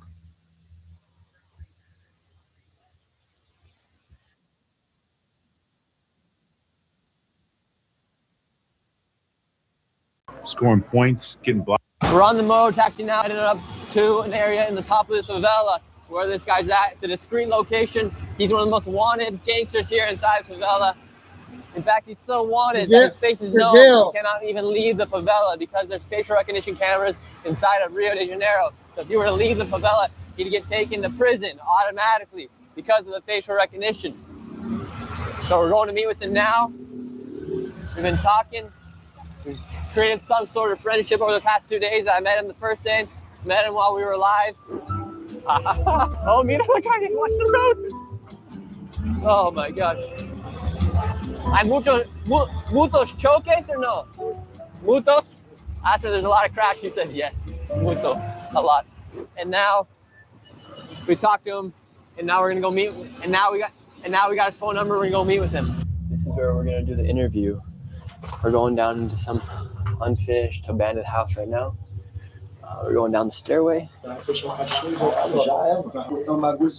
It's a abandoned spot or underneath construction right now. But they're getting set up right now. The gangsters are. And these are some of the most dangerous people in all of this favela. All right, he's coming in. How are you doing? Como está? Como está? Muito bem. Muito bem. Aqui no Rio de Janeiro nós não tem trégua para polícia. Polícia aqui não tem vez, é fogo na polícia, entendeu? Aqui não tem trégua. O tráfico aqui no Rio de Janeiro, nós não aceita a polícia vir tentar tomar conta do nosso, entendeu? Poder bélico, que é muito fogo na polícia. Aqui não tem papo, entendeu? Aqui eu tô com um M45, entendeu? Antiaéreo, muito fogo na polícia, entendeu? Não há trégua. Você dá-lhe uma olhada que você vai ver que aqui não tem trégua. Wow, this is heavy. É, aqui, entendeu? Não há paz. Sim. Paz para a polícia, fogo. Não há paz para a polícia, e nem para bandido, entendeu? And how often do you have to use these guns? Entendeu? Aqui nós não aceita a polícia vir tomar conta da nossa comunidade, entendeu? Não gosto dela polícia, fogo, morte, entendeu? And what's your main purpose here inside of the favela? Botar dinheiro, cuidar da minha família, entendeu? E seguir a rixa que tem a doutrina, entendeu? Da nossa facção. Aqui a nossa facção não, entendeu? Não aceita trégua para polícia, nem para alemão. É fogo e dinheiro no bolso, entendeu? How many people have you killed? Uns 30. Não há trégua para muitos. Havia muitos corpos por aí que havia mortos. É tudo nós que matamos e até mesmo e tamo aí. I don't know, you guys. This one I think is real important to share this, as he's risking his life here. Wow, this is a big one. Entendeu? And would you guys say you're an enemy to the people of the favela, or would you say you protect the favela? Não se envolve no crime, porque o crime é tudo uma ilusão. Você tem que ter cabeça para poder viver nessa vida, porque essa vida não é brincadeira, entendeu? Essa vida não é brincadeira, achar que vai entrar, segurar e pronto. Não é assim, entendeu? Essa vida é muito arisco, muita vibração, entendeu? Muita vibração onde nós tem que estar, até mesmo isso é muito valioso, entendeu? Se nós não tiver muita vibração na nossa vida, nós morre, então nós tem que vibrar. E para as criançadas de hoje em dia, não se envolva, porque isso aqui não é brincadeira. Isso aqui não é brincadeira. And will both of you live and die here inside this favela, or do you guys ever want to leave the favela? Sim, matamos e morremos pela nossa facção. Somos uma família, um corpo só, uma facção criminosa organizada, preparada e capacitada para qualquer tipo de coisa.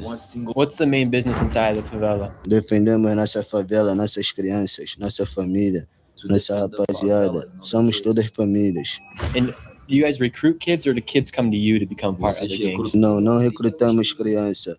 Queremos paz para nossas crianças, estudo, infância, coisas melhores. What do you hope to accomplish in your lifetime? Eu espero um dia viver tranquilo com minha família, ter condição, entendeu? Poder andar tranquilo, curtir minha família, sem ter preocupação com nada, entendeu? E é só isso. Anything else you guys would like to say? I don't know if they're coming back on or not. Very important, guys.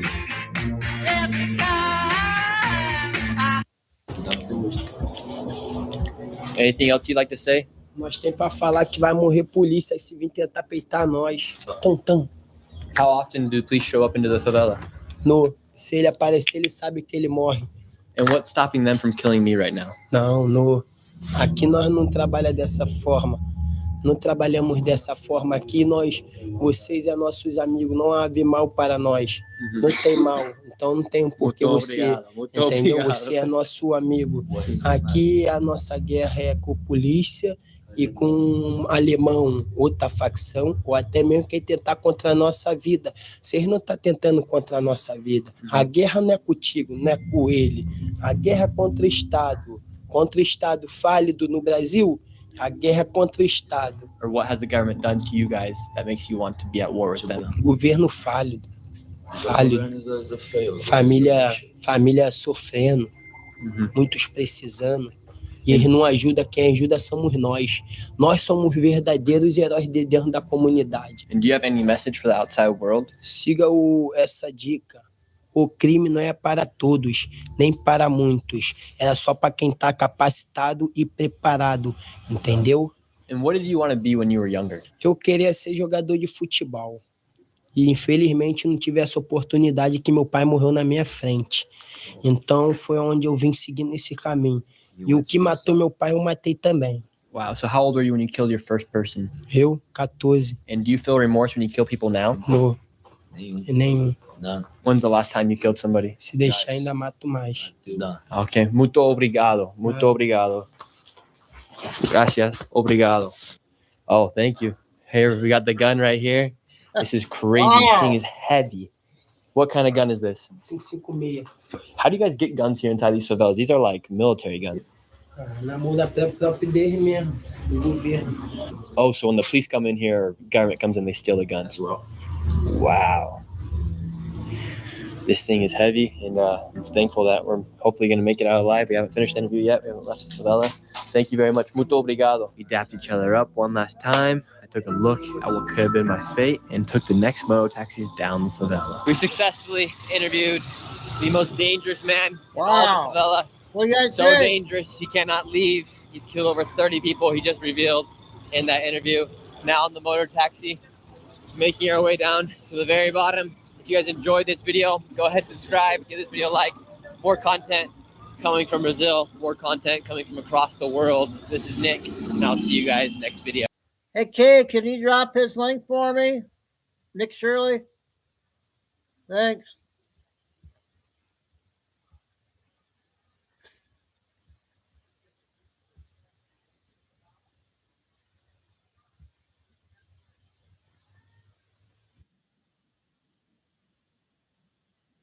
Yep, thanks.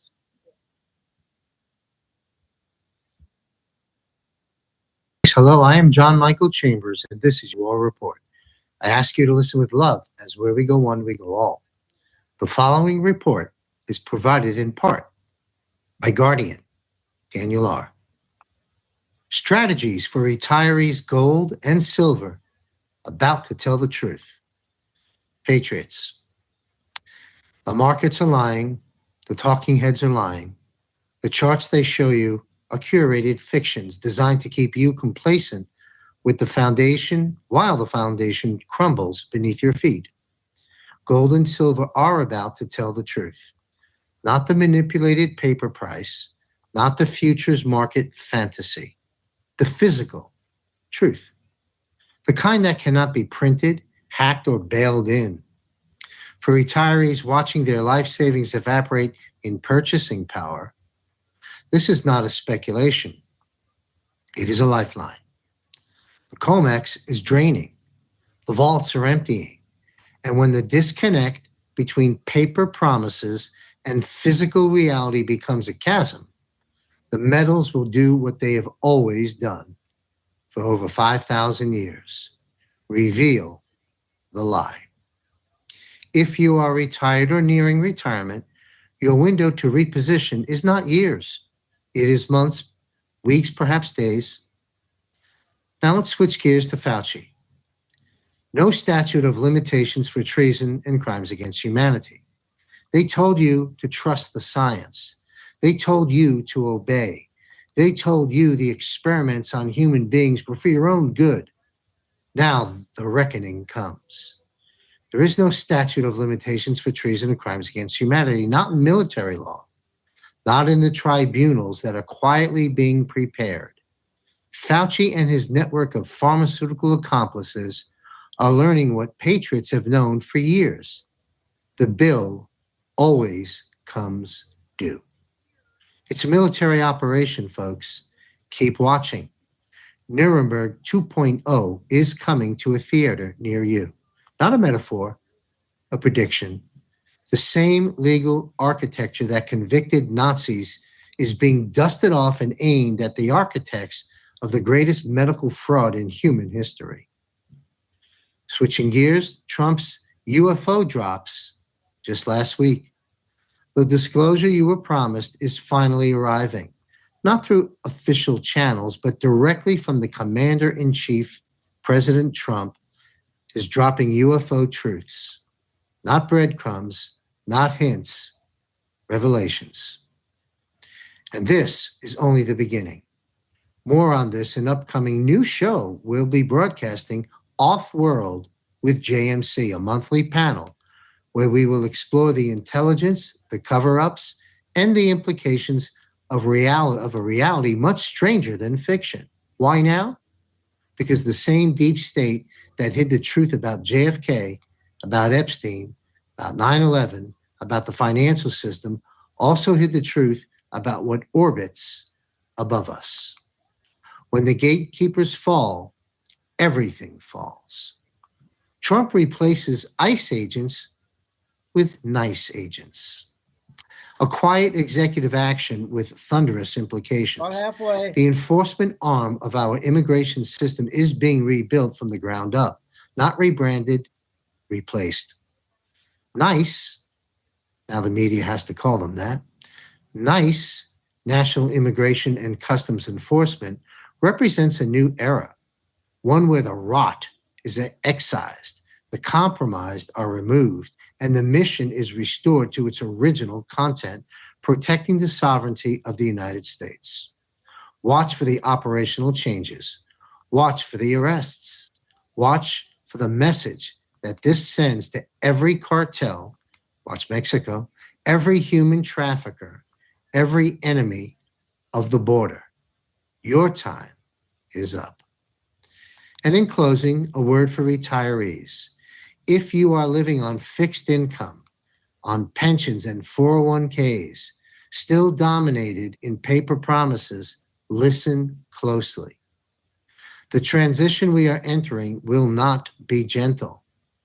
Juan O'Savin has stated we may be facing an extinction event when it comes to financial matters.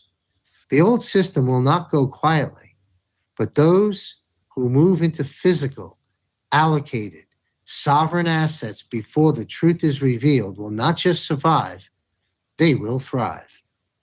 Gold and silver are not investments, they are an insurance policy, a hedge, and a leverage.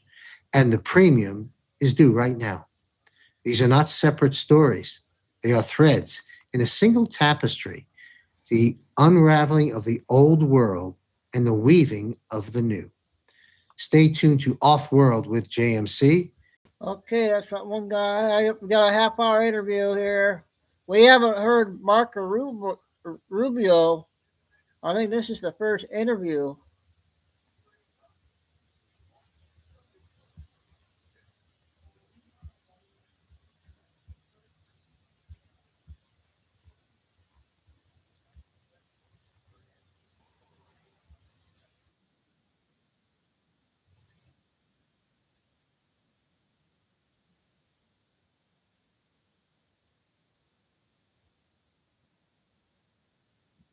Conflict with interests of theirs, and to avoid wars and maintain peace and stability in the world, we're going to have to manage those. There are clearly areas where they're so important for the United States that we're going to have to raise those issues, and we'll continue to do so. The president's going to continue to do so. There might be some areas of cooperation too, and we want to make sure we don't walk away from those. You know, it's interesting. The one thing the president always says, he's America first. He understands President Xi is going to be China first, Putin will be Russia first.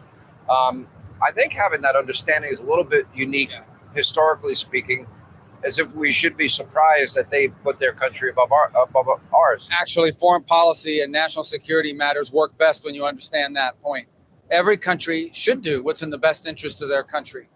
And then where there are areas of alignment, where what's in our best interest and their best interests are aligned, that's where you have cooperation. That's where you have alliances. That's where you have strong bonds of friendship.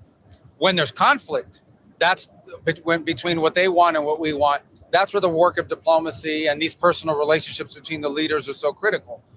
And there are times when some of those issues of conflict are irreconcilable. I think Iran is an example of that.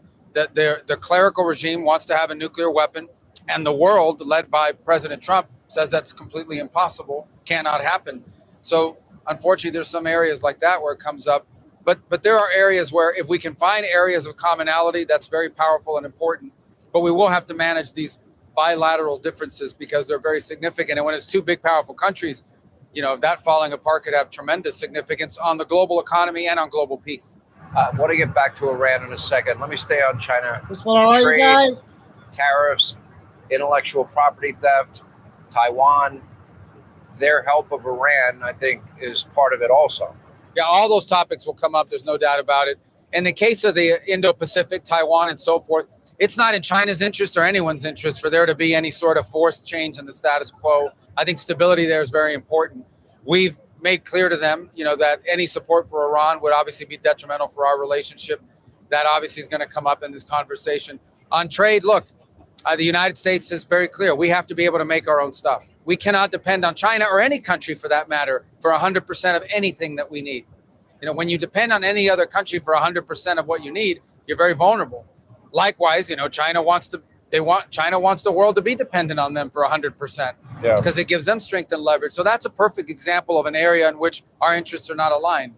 And but the president's very committed to bringing back factories, bringing back industrial capacity in the United States, and diversifying where we get our rare earths, our critical minerals, our supply chains.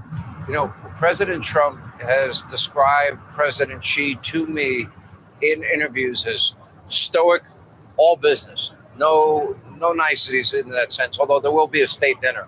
Now, I know this is your first trip to China, but not your first go around with China. Yeah. Well, look, their system is very disciplined. It's very focused. When you speak to them, they have an agenda. They go through that agenda. The president's style is quite different, but they seem to have a very good, at least interpersonal relationship. And that's important. Look, the differences between the countries remain, but the ability to manage it becomes not easy, but easier when the heads of state have a good working relationship, and they seem to. Yeah, well, I think so too. What would you say?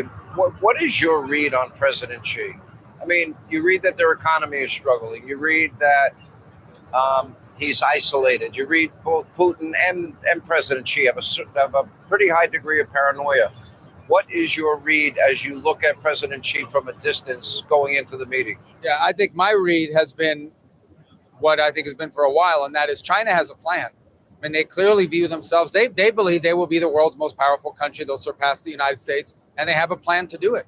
And they're executing on that plan. And I don't blame them. If I were the Chinese government, I'd have the same plan. We, on the other hand, don't view it that way. And we don't want to see anything. We're not trying to constrain China, but their rise cannot come at our expense. Their rise cannot come at our fall. So there's an area where we're just going to have a difference of opinion. But my view of them and of the government in China is they're very confident. They have a plan, and they're trying to execute on that plan, which is fine. I understand that from a nation state perspective, but when that plan is in conflict with the national interest of the United States, we need to do what's right for the United States. And that'll come up on this trip. But more importantly, that'll be a feature of this relationship for a long time. If you had, it's kind of hard. It's not a fair question to ask, but if you had a goal coming out of this summit, because this is a big deal that you're going, that the president is going, the Secretary of Defense is on this plane, and so many others. And every top business leader in America is going on this trip. It's kind of crazy. If you had a goal, what you would like, you would say would be, how would you define a successful trip? Well, I think it's already a success because we're going, and we're going to be able to talk to them as opposed to at them. One thing is to exchange phone calls, and another thing is to put out messages and press releases and statements. But when the leaders are actually engaging personally, not just the president to president, but me with their foreign minister and Pete Hegseth with their defense minister and so forth, it creates channels of communication that can prove valuable in a time of potential conflict or where there might be heightened tension. So that's important. I also think, and we're not prepared to announce this yet, but there are a couple of unique areas of cooperation that we can work together on. The obvious ones are obviously fentanyl precursor production, which China, because their system can do this, can really crack down on that. That would help lower fentanyl deaths in the United States. And there are a couple other areas of international relations where perhaps we intend to talk to them about discreetly. We're not going to announce it in the media, but areas that we both share some concern over. I have a friend of mine. He's a great inventor. And the level of intellectual property theft not just impacted his entire business, but it's impacting many American companies. Big issue? That's right. That's an enormous issue, and one that we're going to continue to raise. Even as we try to protect our companies and our competitive advantage, we're going to raise that with them.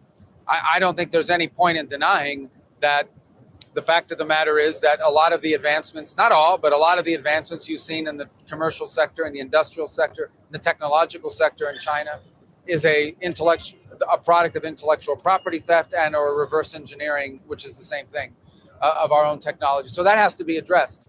But I also think we can't only rely on that. We have to stay ahead of the curve on innovation. One thing is if you're stealing or taking the stuff that was cutting edge 5 years ago, but the things that are going to be cutting edge 5 years from now, we've got to continue to invest and push our companies to continue to stay ahead of that pace of theft and continue to lead the world in innovation. Maybe the best way to transition to the issue of Iran, which I want to ask you about, is that China's both public statements and their actions. Although it was interesting that a Chinese tanker got hit in the Strait of Hormuz, but obviously they've been taking a very different position. You keep reading the intelligence and showing they've been helping the Iranians. Obviously, it's more important to them. We've made the argument to the Chinese, and I hope it's compelling, and they'll have a chance to do something about it at the United Nations later this week when there's a resolution just condemning Iran on what they're doing with the Straits. Look, there's three things. The Chinese have ships stuck in the Persian Gulf because setting up a system that says we're going to let certain ships through but others not, it's easier said than done. And you saw a not Chinese flag vessel, but it was a Chinese cargo, got hit over the weekend. I'm sure Iran didn't do it deliberately, but they did it. It happened. And so that's why these Chinese ships are stuck in there. The second is, I don't think that China, it's a huge source of instability. It threatens to destabilize Asia more than any other part of the world because it's heavily reliant on the Straits for energy. And the third reason is because China's economy is export driven, meaning their economy is fueled not by what they consume domestically, but by what they make and sell to other countries.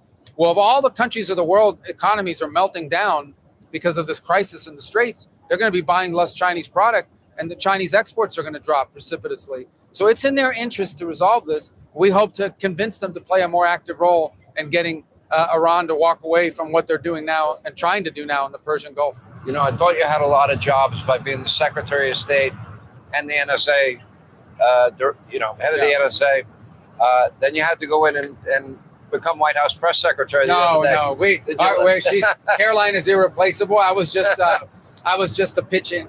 It seemed that you like it. It seemed like you're having fun. Well, yeah, I don't know if I'd have fun if I had to do it every week, but one time ain't too bad, and I enjoyed it, and it was about foreign policy mostly, so I was honored to be able to do it. But we can't wait till Caroline gets back. She had a beautiful baby, and we wish her the best, but we can't wait to see her back. I think she was beautiful.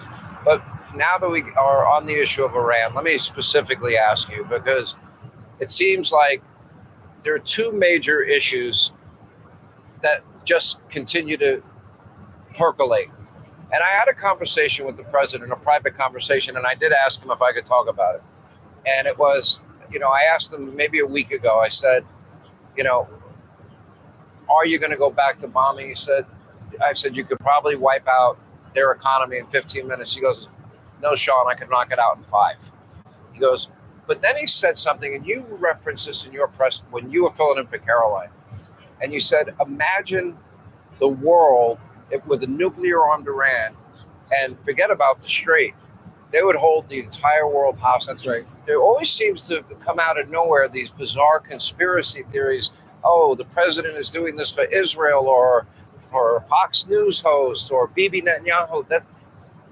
I ask everybody, did he have any choice based on what Steve Witkoff told us? No, look, every president in the last 20 years has been worried about the Iran nuclear program. Obama did a nuclear deal with them because he was worried about it. Not a good nuclear deal, but he made one.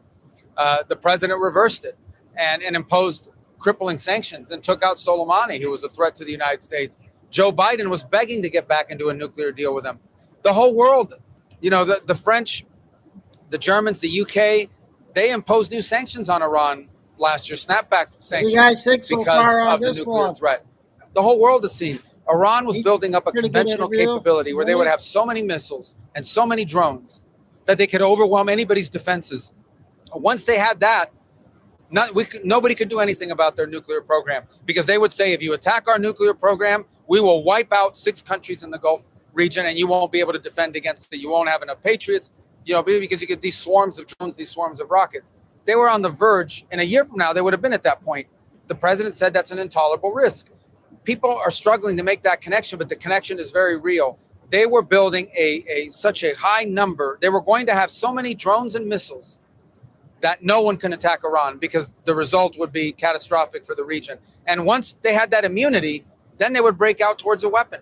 We knew that. The president is not going to allow that to happen under his watch. Yeah. Let's go to the Western Hemisphere. And what is the relationship with Venezuela? And I know it's got to be an issue near and dear to your heart. Yeah. I know your family background, and that's Cuba. Well, on Venezuela, it's been 4 months. So I think we've made some steady progress on improving Venezuela. Look, we're trying to normalize that place. This was a place where a country of incredible wealth, but all the wealth was being stolen. It wasn't going to benefit the Venezuelan people. So we've created mechanisms. All the money they make on oil now goes into a bank account in New York, and it's audited by KPMG, and it's being used to pay the salaries of teachers and firefighters and police officers and university professors. So for the first time in over a decade, the wealth of the country is actually benefiting the people of Venezuela, but there's more work to be done. Ultimately, as we work through this process, we will have to reach a stage of transition where you're going to have to normalize your government.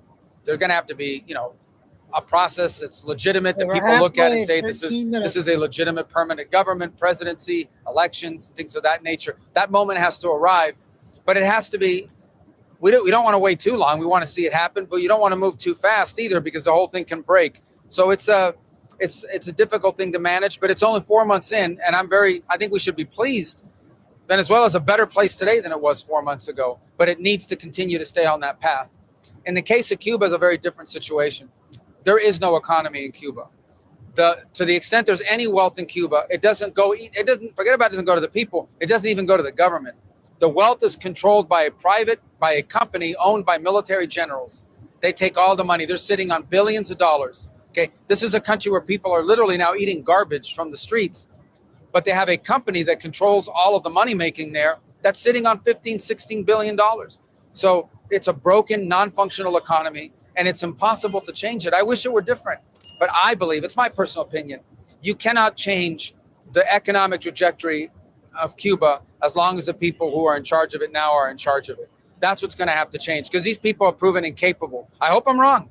We'll give them a chance, but I don't think it's going to happen. I don't think we're going to be able to change the trajectory of Cuba as long as these people are in charge in that regime. These people are not in charge. I mean, I can envision American wealth and companies. It could become the destination. The one thing Cuba would enjoy is an enormous expatriate community, Cuban Americans that would go back and invest. But I think there would be interest globally. Look, they have significant mineral deposits in Cuba. And some of the rare earth minerals, some of the best in the world. They have obviously an incredible opportunity with tourism, with agriculture, very rich farmland. So Cuba should not be a poor country. Its people should not be starving. Its people should be prosperous. And what's most interesting is you see Cubans everywhere in the world, in the United States, but you see them in Europe, you see them in Panama. Cubans leave Cuba, they go to other countries and they become successful. The only place in the world where Cubans can't seem to prosper and succeed is in Cuba. So Vladimir Putin recently said, and I thought this was interesting, that the war with Ukraine may be coming to an end. One of the things, I always talk a lot about the next generation of weaponry. I think we see that on display in our conflict with Iran that we've had. I mean, Midnight Hammer, Epic, Fury, 2 examples. What the Israelis have done, more examples. But what's interesting, Ukraine has really impressed me. They seem to be creating the next generation of drone every 4 to 10 days. And between drones and robots, who would have thought 4.5 years ago, they would still be in this fight? I didn't expect that. Well, there's no doubt that the necessity of fighting this war has caused the Ukrainians to develop new tactics, new techniques, new equipment, new technology that is creating a sort of hybrid asymmetrical warfare. That's impressive, no doubt about it. I mean, if you look at the Russians are losing 5 times as many soldiers a month as the Ukrainians are. And the Ukraine is a smaller country and a smaller army for that matter. Although the Ukrainian armed forces are the strongest, most powerful armed forces in all of Europe, just to be clear right now. Obviously because a lot of the assistance they've gotten, but also because of the battlefield experience that they've gained. As far as the broader conflict, the president just wants to see the war end. He thinks it's a crazy war. And he's right. I mean, you have people dying in massive numbers on both sides. Ukraine is going to spend 2 decades rebuilding. The damage to the Russian economy is extraordinary. The Russians are losing 15 to 20,000 soldiers a month, dead, not injured, dead. It's a bad war. And we stand prepared. The president stands prepared. His team stands prepared to facilitate a diplomatic end to the war. Unfortunately, we've lost some momentum over the last few months for a variety of reasons. The Ukrainians feel increasingly confident about their battlefield position. They got through the winter. The Russians feel a little bit optimistic because the price of oil is up. But hopefully, whether it's Vladimir Putin's statement or anything else, hopefully we'll reach a point here soon where both parties re-engage and we're prepared to play the role to mediate it and to bring that to a conclusion. I think we're the only country in the world that can. If somebody else wants to try, they should do it. But both sides keep telling us we're the only ones that can. In the end, the president wants to see the war end. And if there's something he can do and we can do to help it end, we're going to do it. So you had an opportunity recently to meet with Pope Leo from Chicago, an American. The only thing that surprised me about his conflict, and I went to Catholic schools for 12 years. I studied Latin, I studied theology, etc. And he said, God doesn't support any conflict. I'm like, the God of the Old Testament, same as the God in the New Testament. I could start with, David and Goliath. I'm not sure if I agreed with that, and I got killed, in the media. How dare I challenge the Pope? But how did the meeting go? Take us inside. It was a positive meeting. Look, I think I always start with the premise that the papacy and the Pope is not a political office. It's covered by political reporters as a political office, but it's not. It is it's the vicar of Christ. For those of us who are Roman Catholic, it's the belief that he is the successor of Peter and on earth. And so now in that realm, you're going to make statements about social policy and even global policies that are going to touch on politics. And consistently, the church has said that they want to promote peace, that they prefer to avoid wars. They don't like wars. And that's been a position for a long time. Obviously, our perspective is different in that regard. I agree. We wouldn't want wars either. We're not, I don't think we're in favor of war, but for a nation state, which is different from a religious office, for a nation state, there are threats to your security and to the well-being of your people that have to be addressed, ideally through a diplomatic means. But there are conflicts and there are issues in the world that cannot be solved diplomatically, no matter how hard you try. There's been over a decade of work done to try to diplomatically solve Iran's desire and ambition to have a nuclear weapons program. We haven't gotten any result. What was the diplomatic solution for an Adolf Hitler, as an example? There was none, right? And unfortunately led to a war.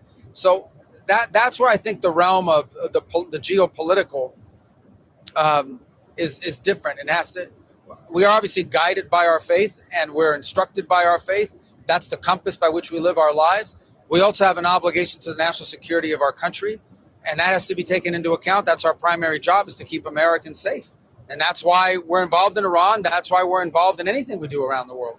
What about the Pope? Was he receptive to your comments and what you were saying? I found him very, it's very unique because traditionally you're meeting with a Pope and, he's going to have an accent or he's going to have an interpreter.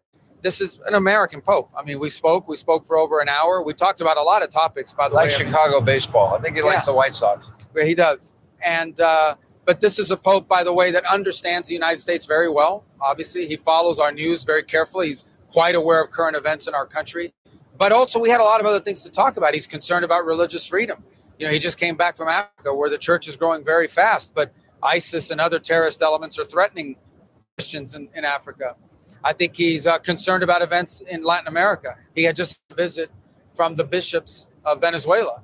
So he wanted to inquire as to how I thought that was going.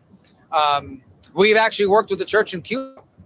We after the hurricane, we distributed or have tried to distribute over $6 million of humanitarian aid via the Catholic Church. We've offered to do more. We've offered to distribute $100 million of humanitarian aid to the Cuban people through the church, and the regime has denied it, the Cuban regime. So there's a lot we covered. And this time, I don't know. I think just to be Secretary of State, that's a pretty cool jacket they gave. Yeah, it was a gift that somebody gave me, and it's good to wear. Look, you were a senator for all these years. I've known you for so many years. We've had a friendship for so many years. How do you compare the job to everything else you've done? Well, it's quite different, right? The work of a legislator involves constituent service, and it involves writing of legislation, committee meetings, oversight, and I enjoyed doing all of that. And it was an important era in our life. This was a very different opportunity. This isn't the executive branch. Here, you're actually executing on laws, and you're executing the president's foreign policy. So I enjoy the role, I enjoy the job, and I enjoy working for this president because he's willing to do what others talk about but don't do. When you say, well, we can't do that, and you'll say, why? That's his question. Why? Why can't we do that? Why hasn't this been done before? He is willing to do what others are not willing to do. He is willing to solve unfinished business and not leave it for the next guy or gal. And I admire that, and it's a lot of fun to be a part of. What's frustrated me is there are some that interpret the Trump doctrine, as I call it, as isolationism. Well, he took out the ISIS caliphate, took out Soleimani and Baghdadi, dropped the mother of all bombs on Afghanistan, Midnight Hammer, and he will wrap up Epic Fury. And he did make the raid on Maduro. But I see three lessons he learned in history. And this is the last question. And I see that he saw that over 100 million souls died in the last century. So if you can take out or neutralize a threat ahead of time, It's smart. I also think he learned from Reagan peace through strength. He built up the military in his first term. And I love the idea that he doesn't want to be an occupational force and doesn't want forever wars. I do, and I would just add one more element to it. America's going to be engaged in the world. This is not about turning inward, but we are going to engage in the world based on what's good for America. What's in the national interest of the United States? Does what we're doing make the country safer, more secure, more prosperous? If it does, it's in our national interest. If it doesn't, it might be a nice thing to do, but it won't be as high up on the priority list. So that's where I think you see him engaging in the world. He doesn't engage in every conflict and in every topic. I mean, we have an opinion. We may try to do something in the margins, but he gets engaged and spends his time focused on things around the world that directly impact the security and the prosperity of the American people. If there's some place in the world where Americans' business can prosper and therefore help our economy, the president's engaged. If it's trade to benefit our factories, our workers, the president's engaged. If it's a threat to our national security, whether it's now or something that looms 3 years down the road, the president's not going to leave it as unfinished business. He engages. I'm worried about NATO. I felt that they didn't have the moral clarity on the number one state sponsor of terror. That's troubling to me. Yeah, the problem with NATO, and I've been a supporter of NATO throughout my career in the Senate. And one of the reasons why I supported NATO was because it gave us basing rights. It allowed us to have bases in Europe that we could use in a contingency, like something in the Middle East, you know, where you could have planes flying from some country in Europe and actually protecting our national interests in the Middle East, as an example, or in Africa. And so when you have NATO partners denying you the use of those bases, when the primary reason why NATO is good for America is now being denied to us by Spain, as an example, then what's the purpose of the alliance? It starts becoming they're allies when they want to be kind of. And look, to be fair, there are countries in NATO that were very helpful to us. I just singling one out, Portugal. They said yes before we even told them what the question was. Poland. So there are countries that Romania, Bulgaria, others like Spain have been atrocious, just horrifying. So I do think there's some very legitimate questions to ask about NATO, and that is, what is the purpose of being an alliance whose benefit to us is these basing rights, if in a time of conflict like the one we've had with Iran, they can deny us the use of those bases? So why are we there for? Only to protect them, but not to further our national interest? This is a very legitimate question that we need to address. And we pay 2/3 of the bill. Mr. Secretary, great to see you. Thank you so much for your time. Yeah, I'm glad I got those two in. I got 4 short ones, and I got to conclude one more interview from Hannity, and that's President Trump. I want to get a lot of stuff out tonight, so far so good.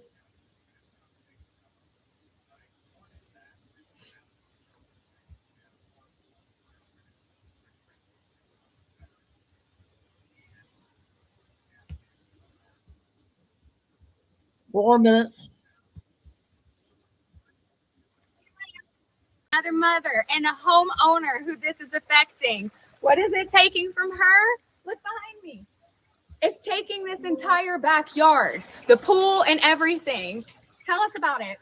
Hi, my name is Cynthia, and I am just one of many homeowners who are impacted by Georgia Power's high voltage power lines that are going in to support data centers that are being built all over. We were informed that they were going to come in and take more than half of our property. They are going to demo all of these trees, playhouse, fence, fire pits, the pool, the spa, all of this, including our 2 neighbors' houses. They're completely demoing theirs. This easement is only going to be 12 feet from our house, 12 feet from our bedroom where we sleep. Now, they did say that they would take the entire house, that they would purchase the entire house. However, that purchase is based off of their own appraised value of the house, which is significantly less than our appraised value for the house, our own private appraisal. So it's not also sufficient enough to replace what we have. We have been told many times by them that they don't have to buy the house. They can only buy the easement, which would just decimate everything, every single thing, the pool, all of this, everything that we have spent 17 years building. It would be a financial devastation because we would never be able to rebuild this, especially at our age. And this is the only home our daughters have ever known. Georgia Power is owned by the Southern Company. The Southern Company is a $105 billion market capital company. They are bigger and just as big as the 4 combined capital markets of the 4 major airlines in the United States. Delta, United, American, and Southwest combine their market capitalization, and that equals the Southern Company, who owns Georgia Power. These data centers that are being built, they're being built for 5 primary companies that equate to $13 trillion in market capitalization. To put that in perspective, you take all the GDPs in the world, and there's only 2 that beat that, and that's the United States and China. Georgia Power is expecting all of the tax citizens and the landowners here to subsidize their project, to subsidize these data centers. And enough is enough. Thank you. That was amazing. You guys out here, this is happening, like I said, to 330 properties. There are 21 homes that are being affected by this in Coweta County, Georgia.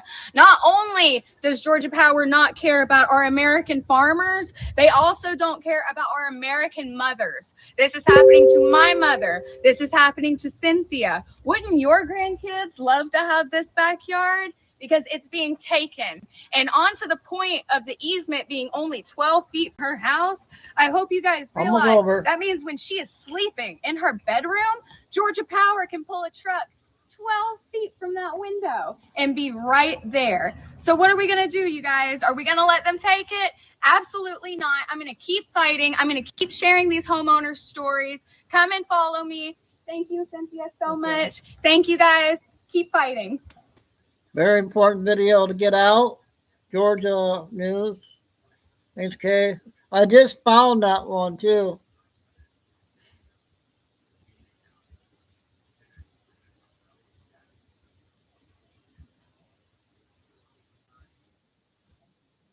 There's that one guy again on TikTok this time. Enemy of the corrupt elites, Thomas Massie. What are his crimes? Well, they're very severe. He wants justice for the Epstein victims. He refuses to bow down to corrupt agendas, and he tells the truth about powerful people. Take a look at him telling you what President Trump did to Lauren Boebert when she refused to back down and pushing for transparency in the Epstein files. They took her into the Situation Room and tried to whip her into taking her name off of the discharge petition. Over Epstein. Over Epstein, yep. And then the president vetoed a bill that would have brought water to a large portion of Colorado. Like, Over Epstein. over Epstein. I'm taking water away from your constituents because you won't protect the Epstein criminals. Amongst other riveting details, you'll see in this video how much money the corrupt system is spending against Thomas Massie, trying to get some AIPAC guy to win his congressional seat and take it from him. Welcome back to the JP Rex channel, my freedom-loving friend. This is where we help spread the light of truth and freedom because truth conquers. Who do you trust in the government? Well, my list is short. It's very short right now.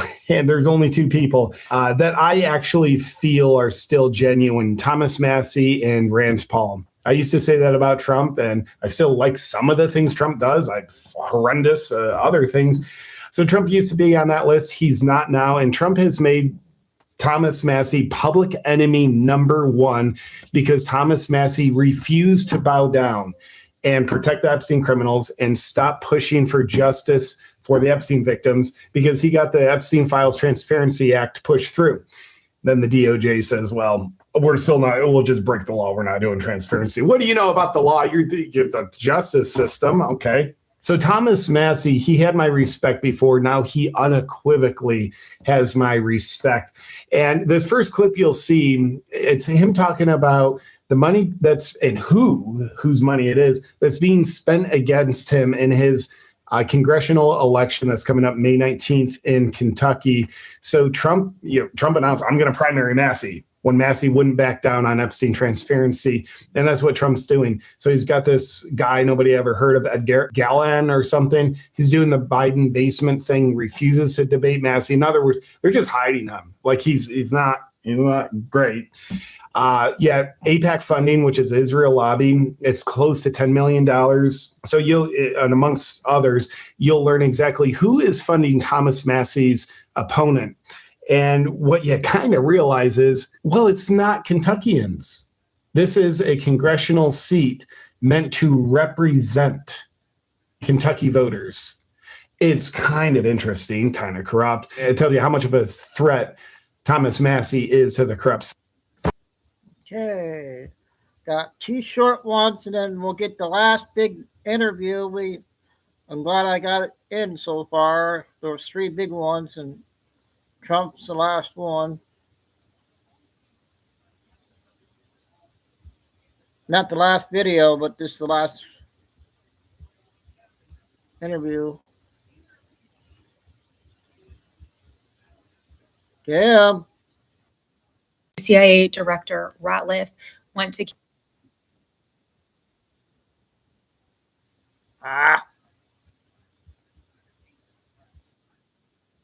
Castro. Raul Castro is the brother of Fidel Castro and had been president of Cuba until he stepped down.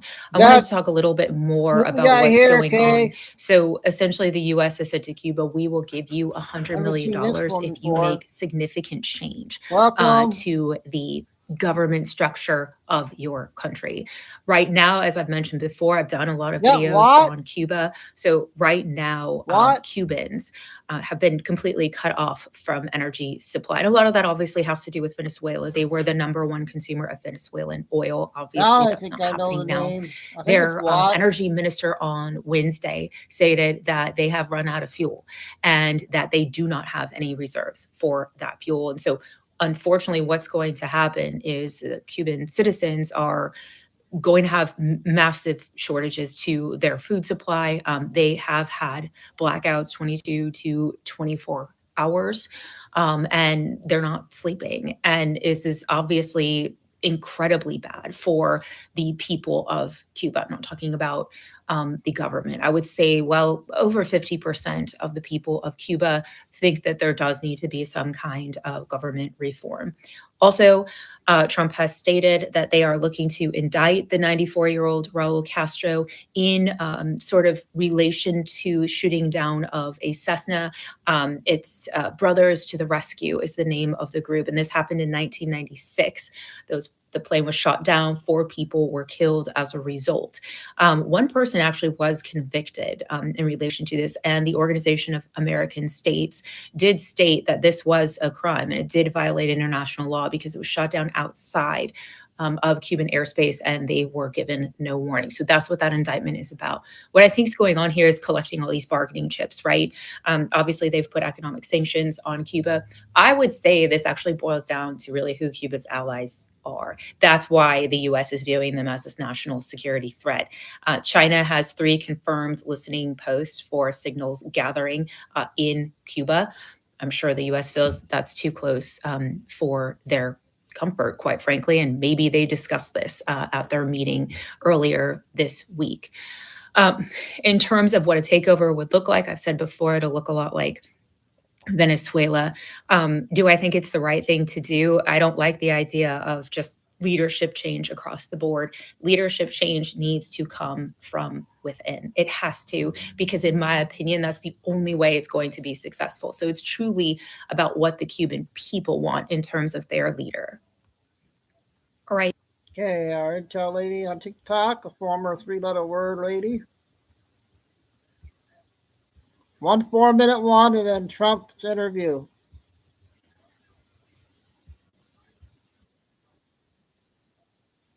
Stop a telegram. Is visiting China, having a meeting with Xi. And you could see that the deep state players, they are the true enemy of the people. And Trump showed everyone during the Iran event that the so-called allies are truly not our allies. Because you have to remember, they are on a different path than the U.S. The U.S. is on a path to destroy globalism. The U.S. is on a path to destroy the central bank system. The U.S. is on a path to remove the World Economic Forum agenda. Those countries are not on the same path. They're on the path where they want the central bank digital currency. They want censorship. They want digital ID. They want the Green New scam. They want to move everything to China. They want the people of those countries to suffer with windmills, solar panels. The U.S. is no longer in line with that. The U.S. is moving in a complete and utterly different direction. And Trump is in China right now, letting Xi Jinping know that he has command, he has control. You can either follow the deep state path, or you can come on board with what we are about to do. And Trump has showed China that he has the strength. Because think about what Trump has done. He shut down the globalist trade system. He placed tariffs on countries that never had tariffs before. He was able to go up against China and place tariffs on them. He closed the loophole. Trump has shifted the entire energy sector, removed the cheap oil that China was getting.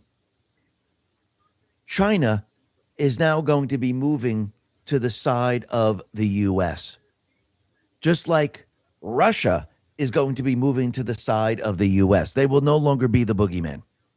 Russia, in the end, will have diplomatic and economic ties to the U.S., the same with China, which leaves the deep state players out in the cold, which leaves Europe, Australia, New Zealand, Canada out in the cold. What happens when Trump counters their entire agenda? I mean, this is the agenda of the deep state, the central bank, the World Economic Forum. Remember, their plan was to go green. Their plan was to use solar, windmills, get rid of their energy infrastructure. They knew that the manufacturing plants wouldn't stay there. They're blending their countries, removing their history. What happens when China says, yeah, you know what? We're not on board with that anymore. We're going to be doing business with the U.S. We're going to change everything up. And sorry about that. You're on your own. What happens to all of these nations? They're going to have to quickly start to reverse everything. They're going to have to start to do that, or their entire system implodes. So right now, Trump is letting them know you have a choice, just like you had a choice with Iran. Which way are you going to go? Because you have to remember what Trump is doing right now. He's dismantling the entire system that they set up, piece by piece by piece. By piece. And they're watching this play out in real time. What is that? As soon as the Iran event is over and oil hits the market, the deep state players, the central bank, the World Economic Forum, they're screwed. They're screwed big time. Why do you think they've been pushing back so hard? Why do you got think a bridge, and I can't remember. they keep telling their Iranian proxy army, don't give up? Because they know what happens when they do. Plus, those individuals in this country, like Obama, Hillary Clinton, and the rest, they know that once Trump collects the evidence, they're screwed. Trump is countering their entire agenda. And this is happening across the globe.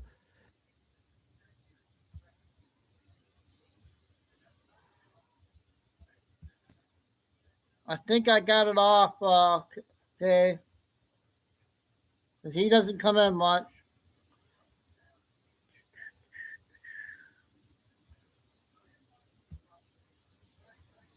Okay, the first clip, 15 minutes.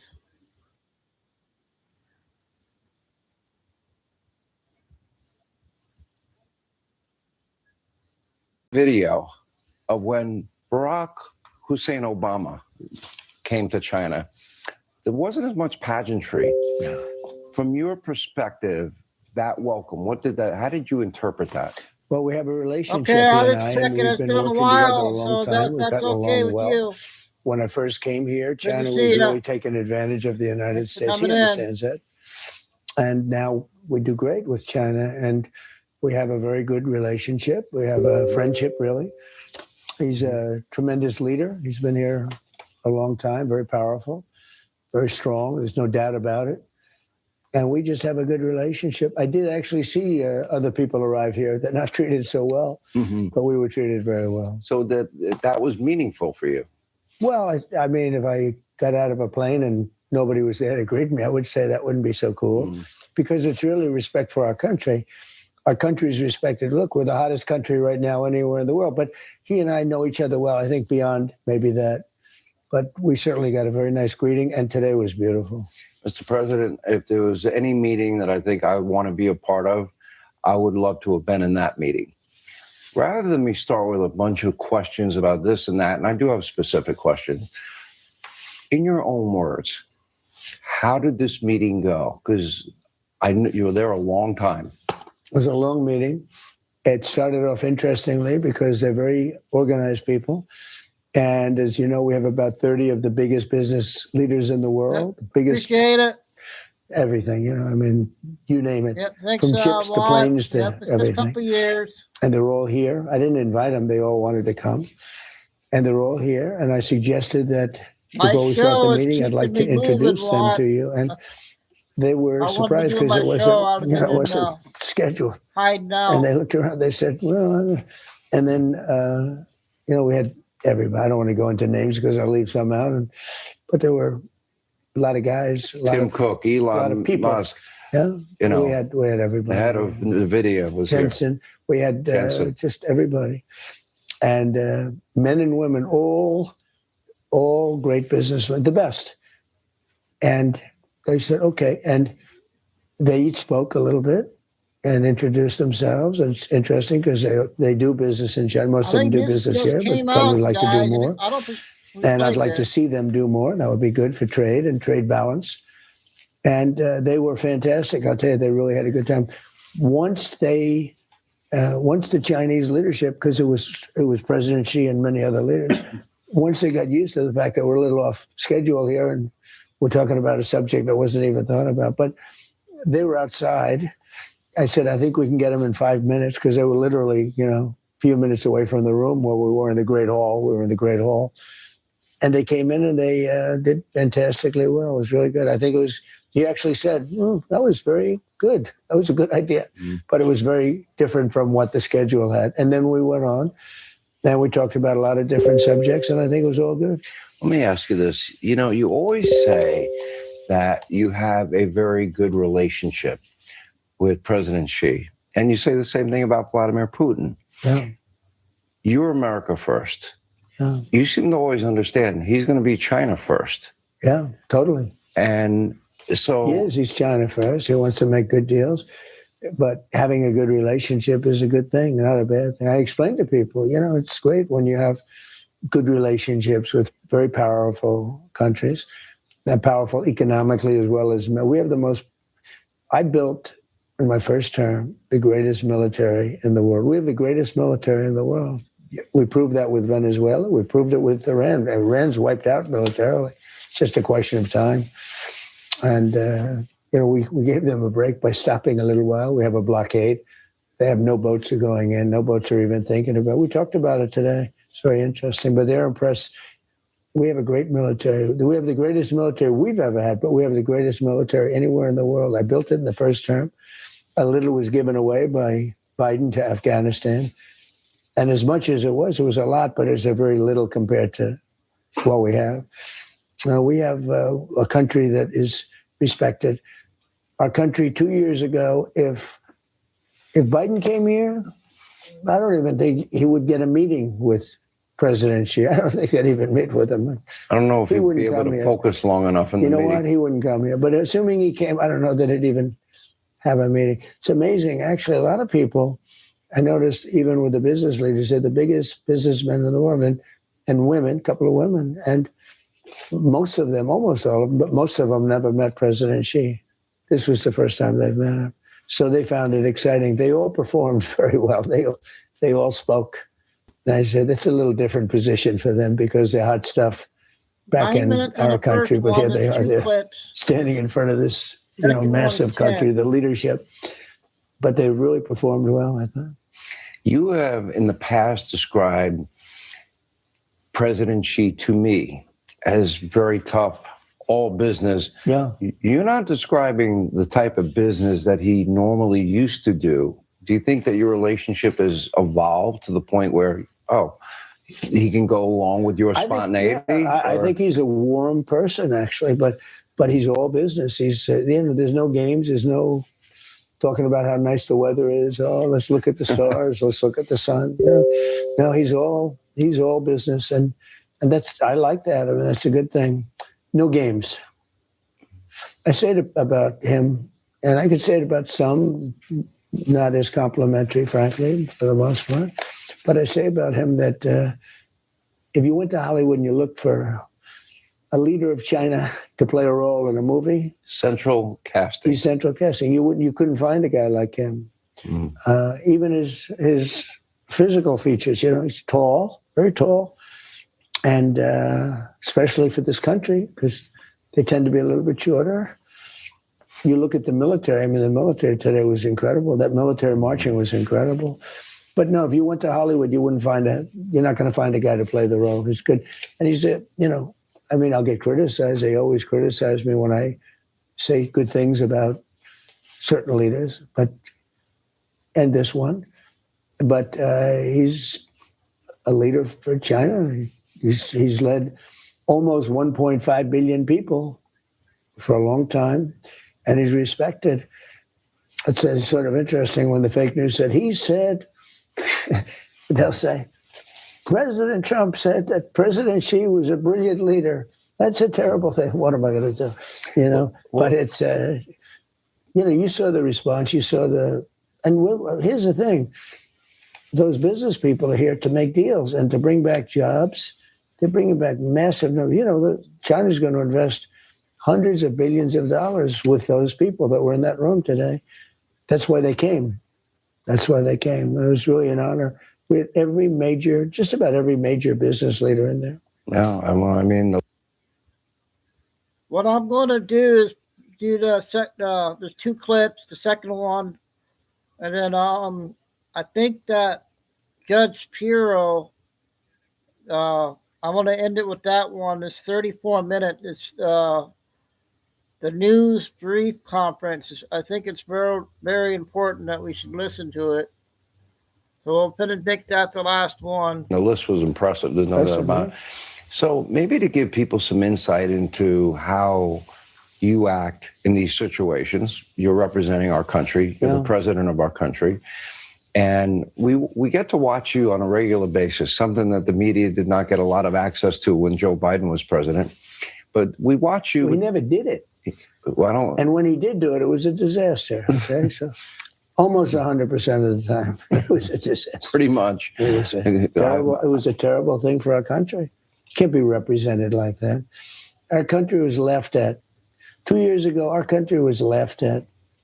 We felt like a stupid country. We were scorned. We were mocked. We were taken advantage of in trade and every other way. I mean, look at what happened with Afghanistan. We left all that, billions of dollars of equipment behind. Could have taken it. It was just unbelievable. There's no reason to do that. It's just all of a sudden and leave it. No, we were a country with the highest inflation in history. When they talk about high prices, I inherited the high prices. I'm getting them down. I've got them down incredibly. In fact, if I didn't make the little excursion to the country of Iran, I had to do it. We just hit the highest stock market ever, which, by the way, now we're now higher than we were before the war started. And oil went up very little compared to what most people, even including me, I thought it would go up more. But that was okay for a short period of time because we cannot let Iran have a nuclear weapon. They're crazy. I'm going to get to that. You can't let them have a nuclear weapon. They would use it. There'd be no Israel. There'd be no Middle East. There'd be no Europe. And they come at us too. Because you know why? They're crazy. I'm going to get back to Iran. Let me go to the media and Donald Trump and then the person and give people insight into the guy that sits in the room across from the leader of China, 1.5 billion people. We watch you almost daily with the media. And I think you enjoy it. You bring them in, they have gaggles, you keep them there for a long period of time. Probably. It's not that I enjoy it. You don't enjoy it? No. You I seem don't like you really. do. Well, every question's a kill. You know, they're always going for the kill. Every question, you see these people with a hatred. I said, you have such hatred when you ask the question. Why? Because they have a strong border? Because they have a good military? Why do you have such hatred? The whole thing is crazy. It's not that I enjoy it. It's that I can get the word out, because I don't get the word out. I mean, look, Fox is great, and, you know, we have some that are good. But overall, if you read the New York Times, you actually think we're losing or not doing well in Iran. They have no Navy. They have no Air Force. It's gone. It's just a question of time. If we want, we stopped. Could have gone for another few weeks. It would have been over. I did that at the request of a lot of leaders that are friendly with them. It's not going to matter for them. They're finished. Now they can make a deal, or they get annihilated. I don't want to do that. Yeah. But we have the greatest military. And, you know, when you do news conferences, you're getting the word out that you're not going to read in the New York Times. I mean, I read these things. I see some of your other networks, the way they cover it. They will take a massive military victory and make it like we should have done it faster. The one thing they couldn't complain about was Venezuela, because it was over in one day. Mm. So we're comparing it to. So here's my question. You know, as an example, Vietnam lasted for 19 years, right? It did. I think Iraq was 10 years. Thousands and thousands of people killed there. Many, many thousands in Vietnam. And we have, sadly, we've lost, in 2 wars, we've lost 13 people. 13. That's 13 people too many. But we've lost 13 as opposed to 75,000, as opposed to 50,000, as opposed to numbers that are staggering. Think of it. We're 19 years in Vietnam. Every war, we're 4 years, 8 years, 9 years. Iraq was 10 years. We're on all these wars. I've never, like a couple of months, and the Navy's gone. They have 159 ships. Every single one of them is now happily floating or not floating at the bottom of the sea. No, every one. They have no Air Force. They had a nice Air Force. They don't anymore. They have no Air Force. They have no anti-aircraft. Now, they probably have. I mean, we know everything they've done. They built it up a little bit. We'll take it out in one day. It'll all be gone. I hope they're watching, because all of their anti-stuff, anything they put up, we know exactly what they put up. You know, they had a little respite. And so they're trying to get a few things together. They have taken some missiles from underground. We know exactly what they're doing. It'll all be gone in one day. Everything they've done for the last 4 weeks will be gone in one day. But when you read some of these horrible papers, if you watch CNN as an example, or that other one, they used to go to MSDNC, now it's MS Now.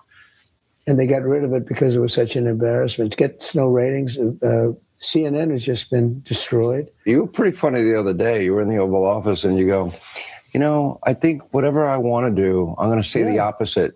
Then I'll get what I want. It took me a while, you know. But by the way, there's probably some. No, I'm going to announce what I don't want. I'll be able to get it. They'll immediately, I'll say, we will not build a wall. We will not because I built over 1,000 miles of wall. People don't even talk about it. We have the safest southern border in the history of our country. We have the safest border in the world, other than North Korea. I tell you, North Korea is a pretty safe border too. They've got 5 fences that are fully electrocuted. You were at that border. I saw it. There's never been anyone. There was one person that got through, but he ended up dying about 10 feet as he got through. Okay, one more 10-minute one, and then the last big video.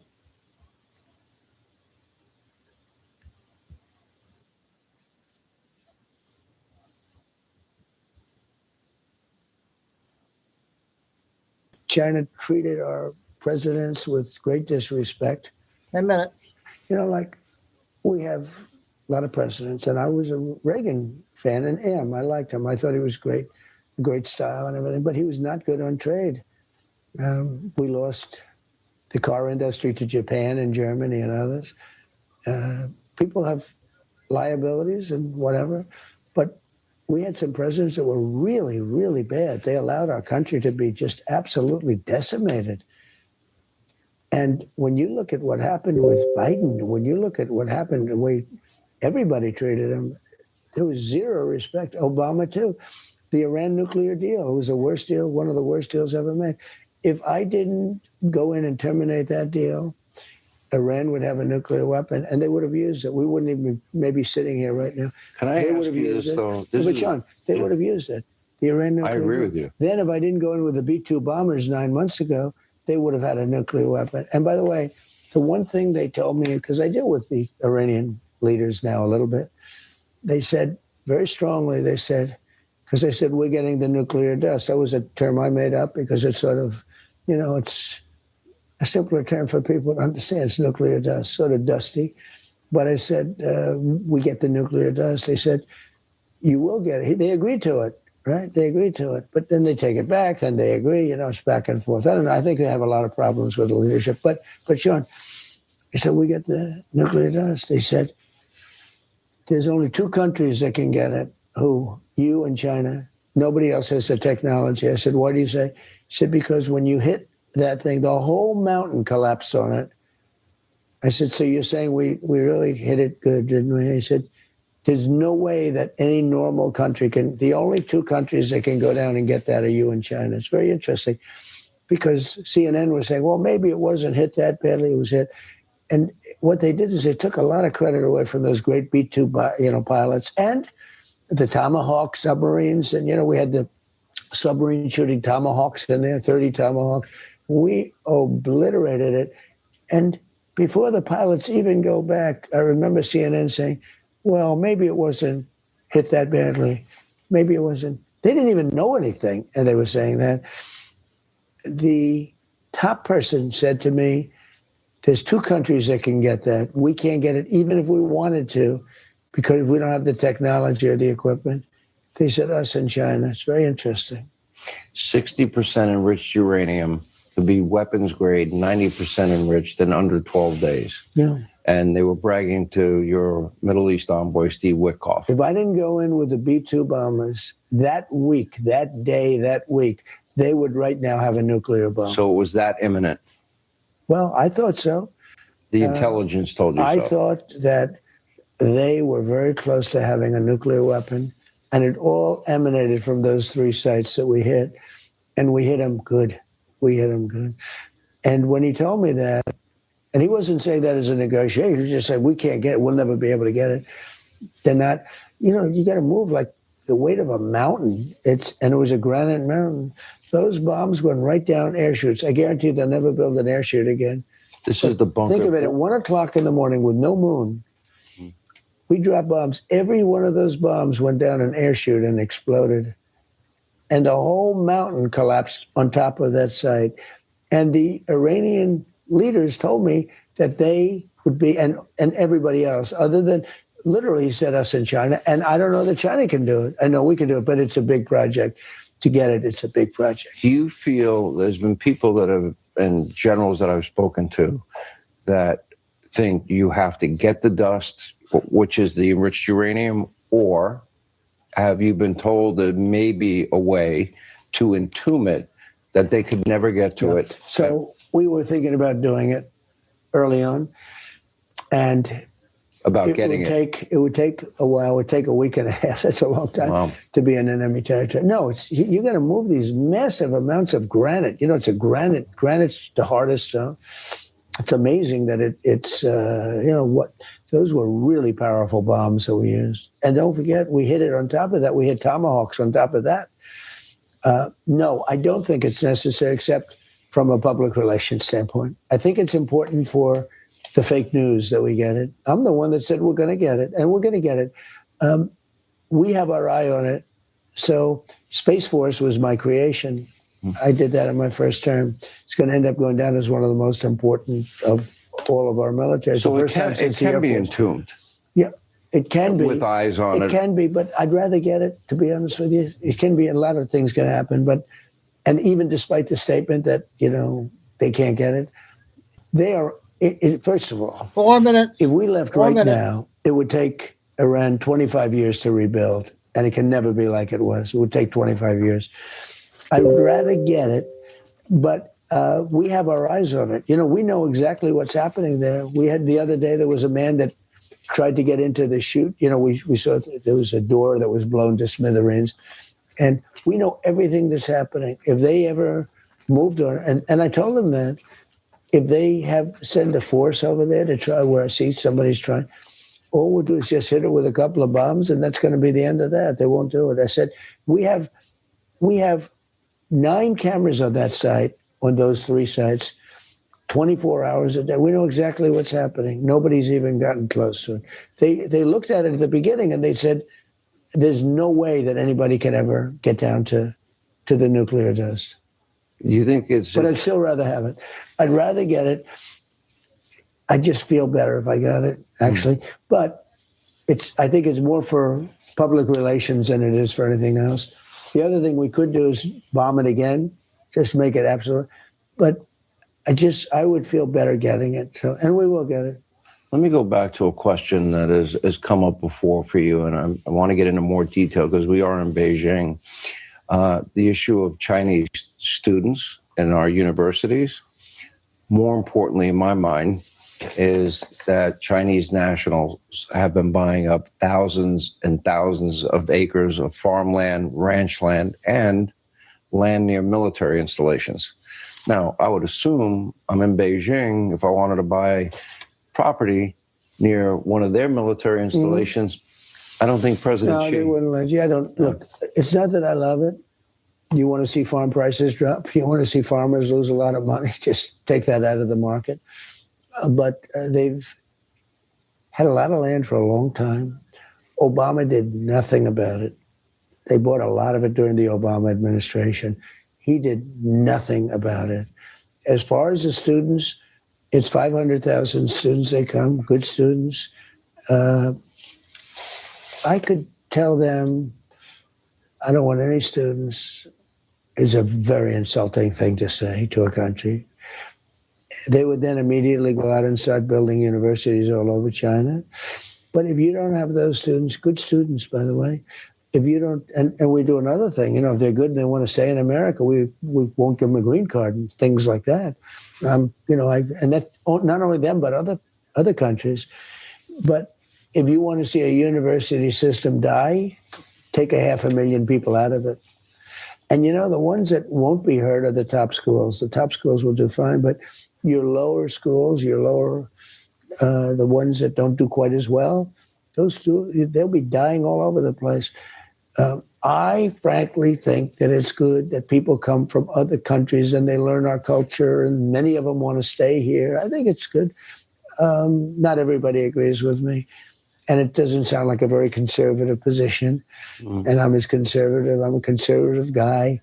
I'm really a common sense guy, I think, more than a conservative guy. I think MAGA is common sense, People understand we want strong borders, we want strong military, we want good education, we want low interest rates, we want, but I think people would argue they worry about, do they have nefarious intentions? I know, and we worry about that. And honestly, they do things to us and we do things to them.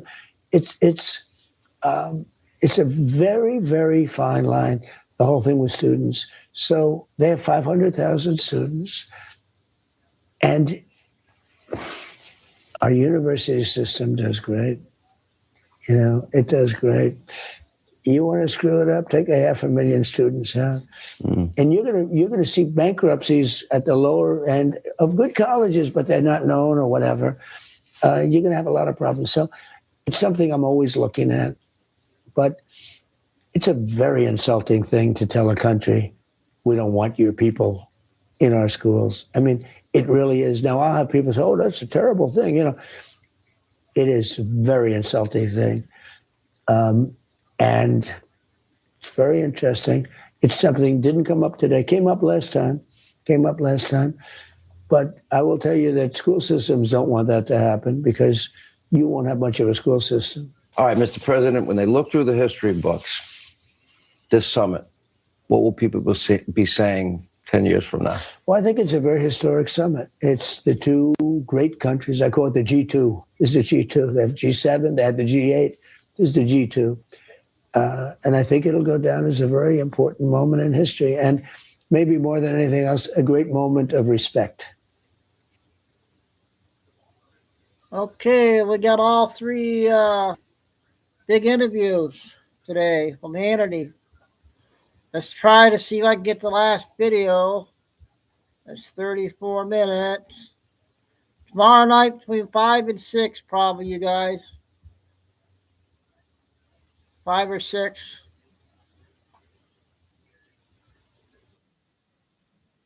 Unless something breaks.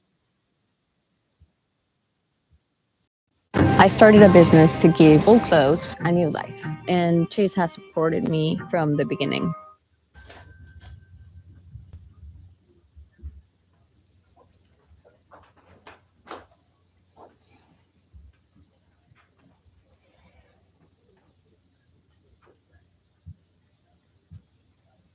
Good morning, and thank you all for being here today.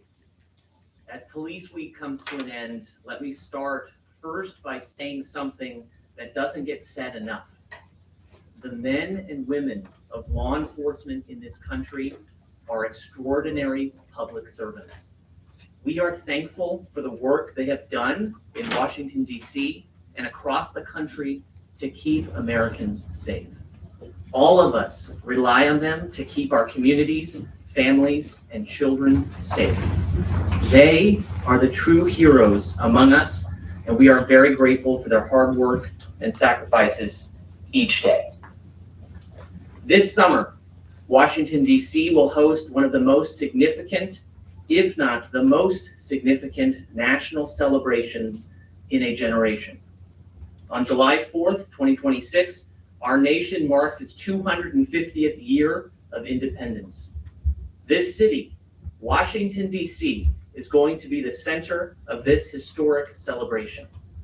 The Great American State Fair, the Freedom 250 Grand Prix, the July 4th Spirit of Independence Festival, and countless other events hosted by federal and local entities. Thanks to the vision of President Trump, millions of Americans will converge on this city to celebrate the country's founding and dream about its future. And thanks to the vision of President Trump, millions of Americans will get to enjoy this celebration in a historically safe city. With the DC Safe and Beautiful Task Force launched last year, this administration has charted a new future of law and order and swift accountability for criminals who had been driving DC's violent crime rates up to unacceptable levels.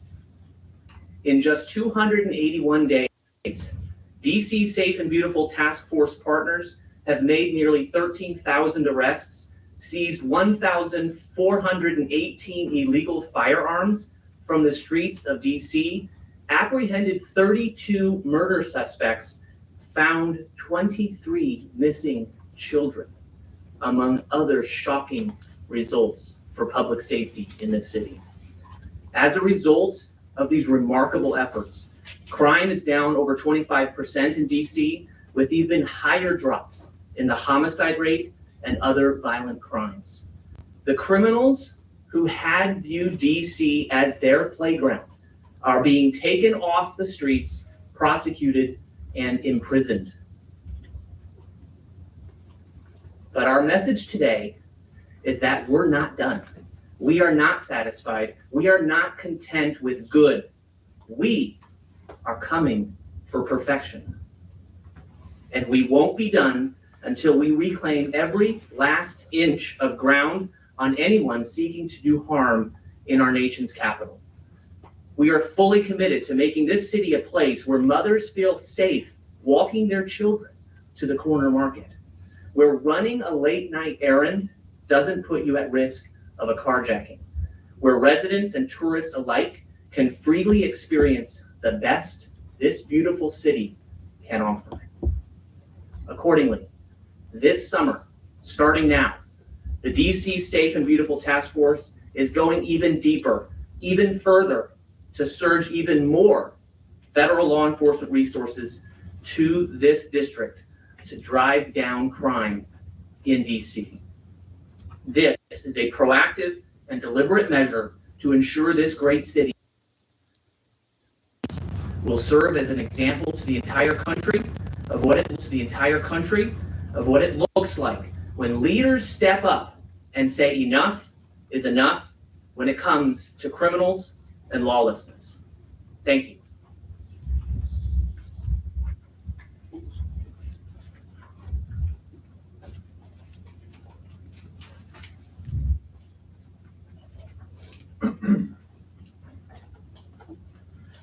Thank you, Assistant Attorney General McDonald.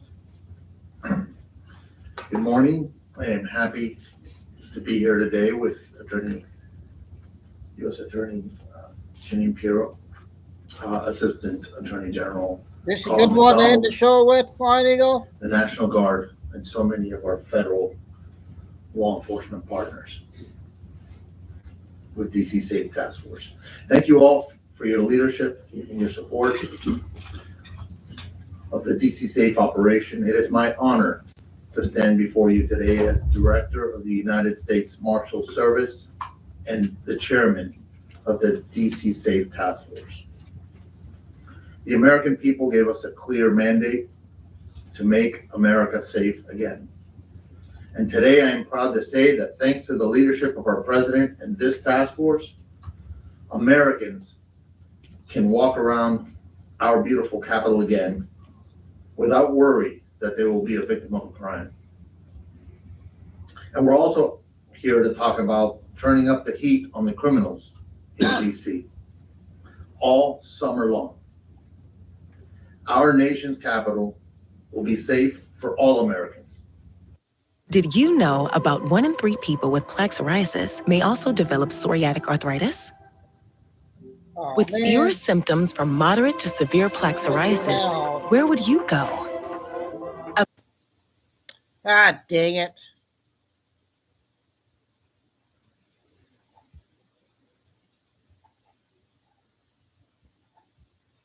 That commercial messed me up.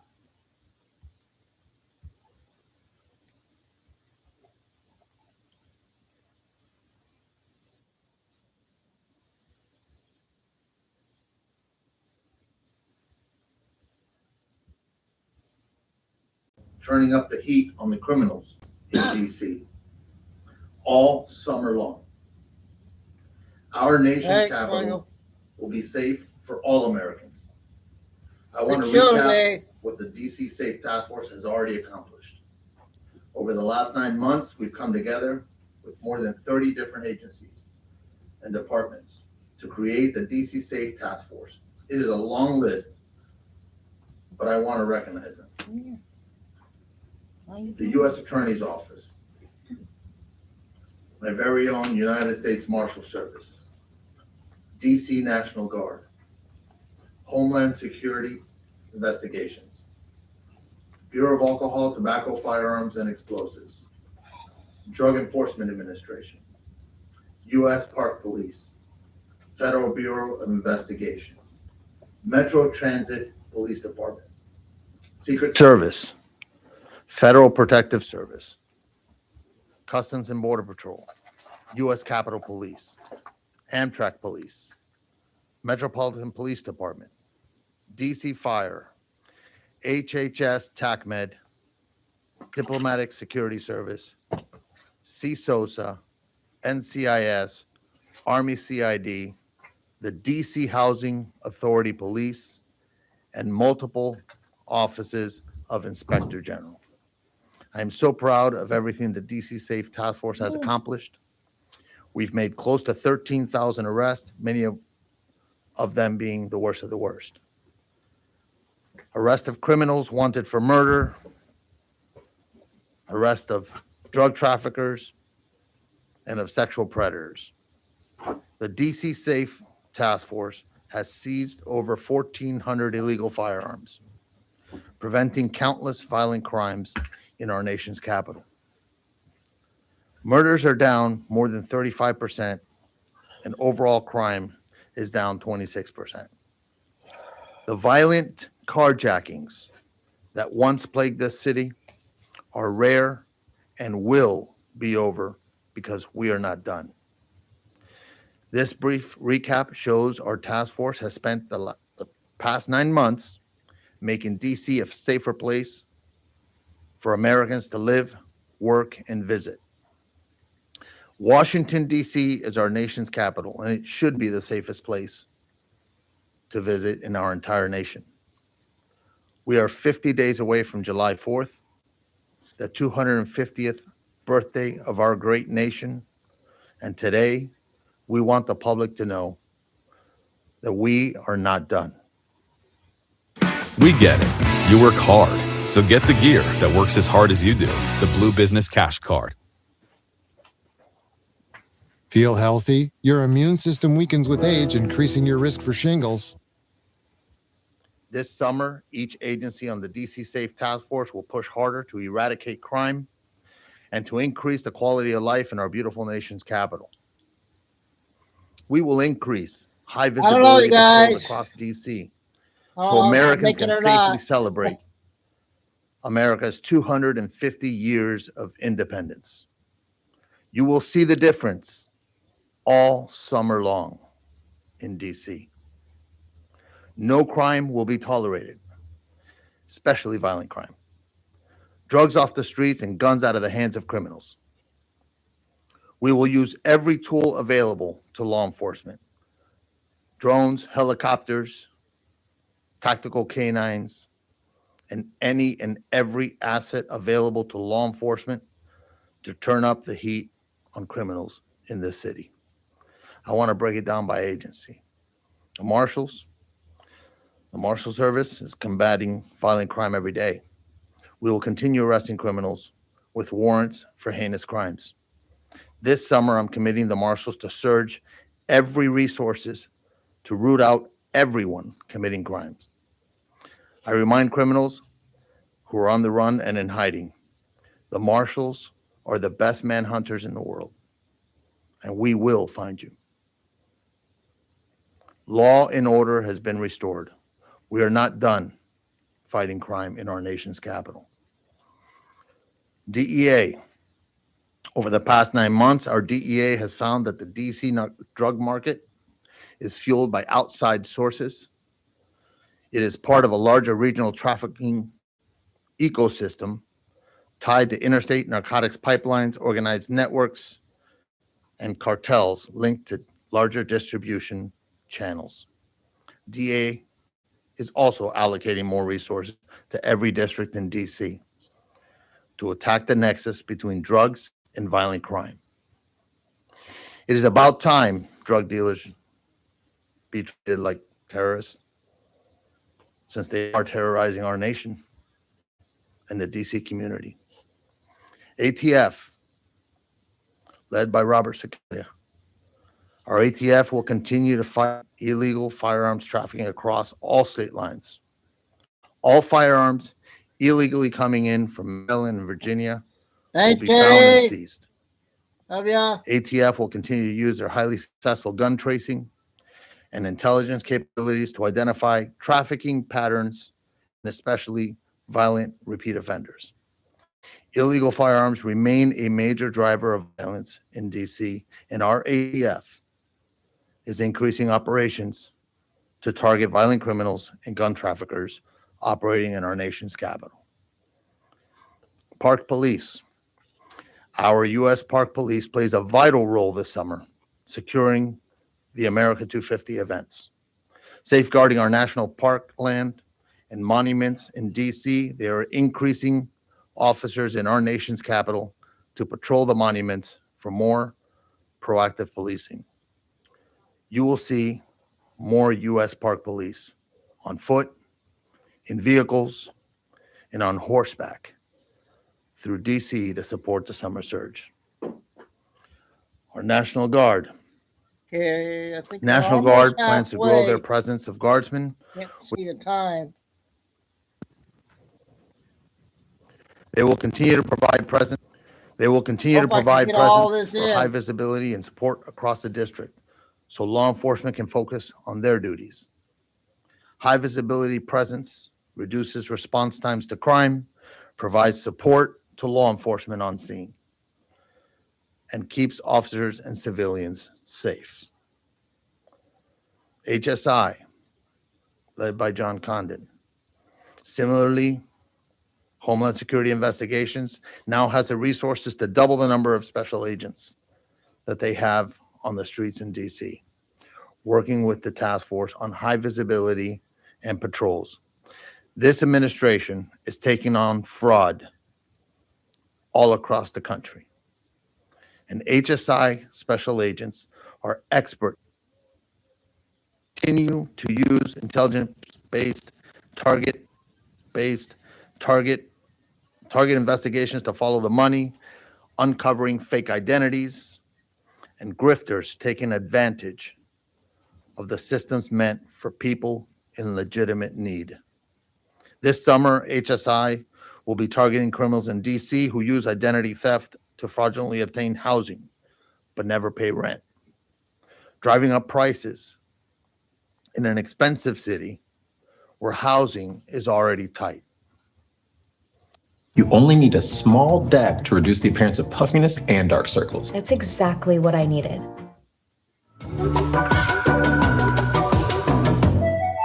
Nespresso for offices. C. Sosa, being led by Marcus Hodges. We are thrilled to have C. Sosa as part of our task force. We're getting there.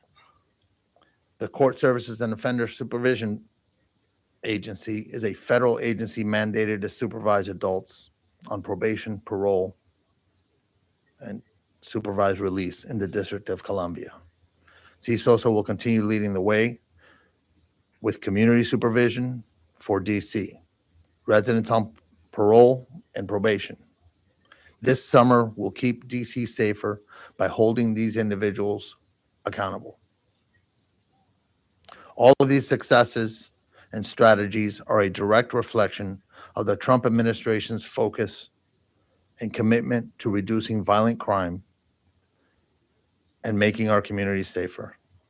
The teamwork and collaboration modeled from the top down by this administration has been vital to the success of this operation.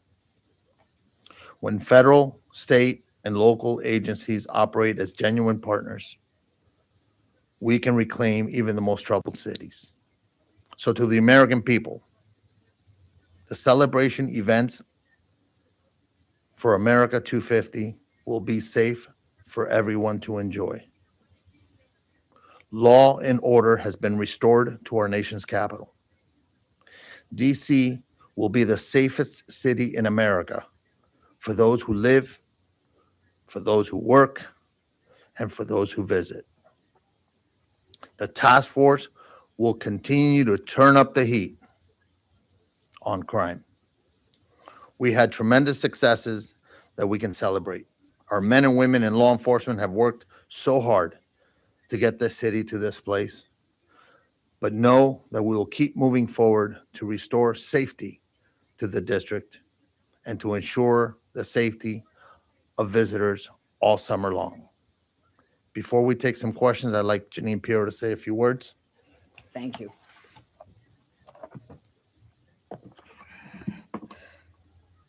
Good morning, everyone, and thank you, gentlemen. I first want to thank our federal and local law enforcement partners who worked tirelessly over the last year to make our nation's capital safe.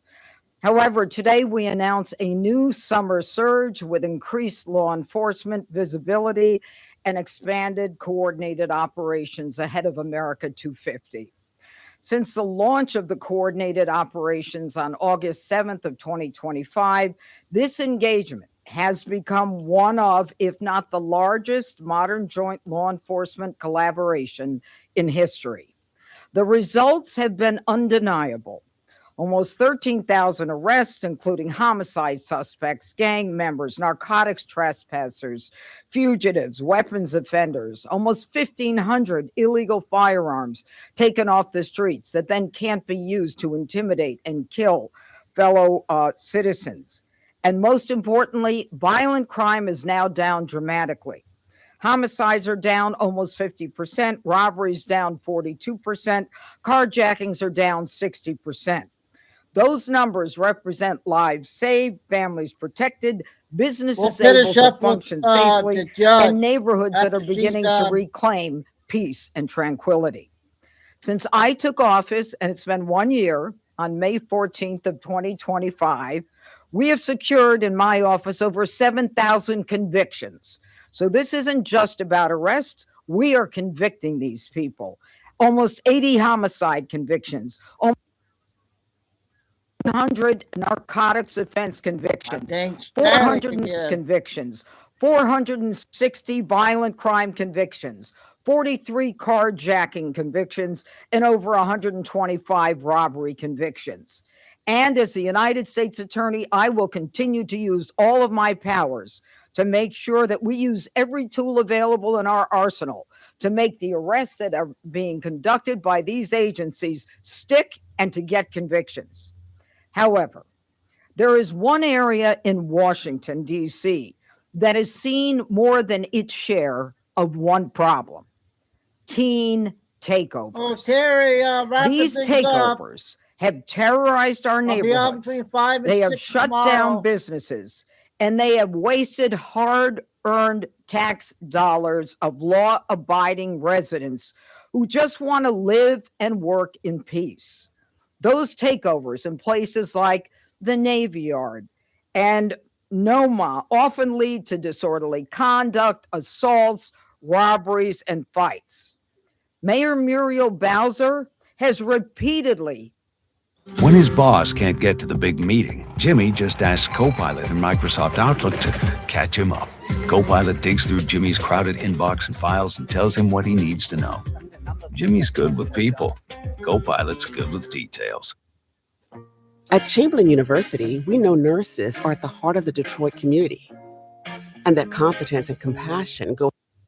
Requested curfew zones and emergency measures, while the DC Council refuses to deal with the problem. And I'm going to say that again, where the DC Council that passes the laws refuses to deal with the problem. And their lack of action creates an extremely dangerous situation for the people of the district and even the teens themselves. And as we grapple with this problem, there is one area that hasn't been discussed. Parental involvement has been a noted gap in any discussion. And I am here to say, as the United States Attorney in the District of Columbia, that ends today. Starting today, my office will aggressively prosecute parents under DC's curfew law. And the specific statute that we will use is a violation of DC Code 22-811. And it involves contributing to the delinquency of a minor.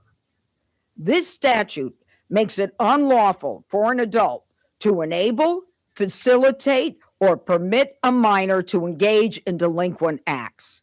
The penalty is up to 6 months imprisonment. So if the evidence shows the parent knew or should have known or permitted or failed to prevent participation, we're going to charge them. And if you drop your kid off and you fail to supervise them or you let them skip school to join the chaos, you are going to face fines, court-ordered classes, and possible jail time. Penalties can be imposed even if the juvenile minor is not prosecuted.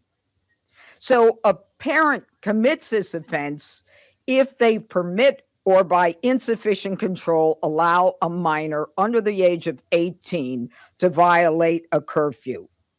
Now, we're going to be asking the Metropolitan Police Department to issue parental citations whenever a minor's curfew violation is tied to a takeover. We will seek to pair these citations with mandatory parental notification and court-mandated parental classes or family counseling as a condition of the resolution of the case.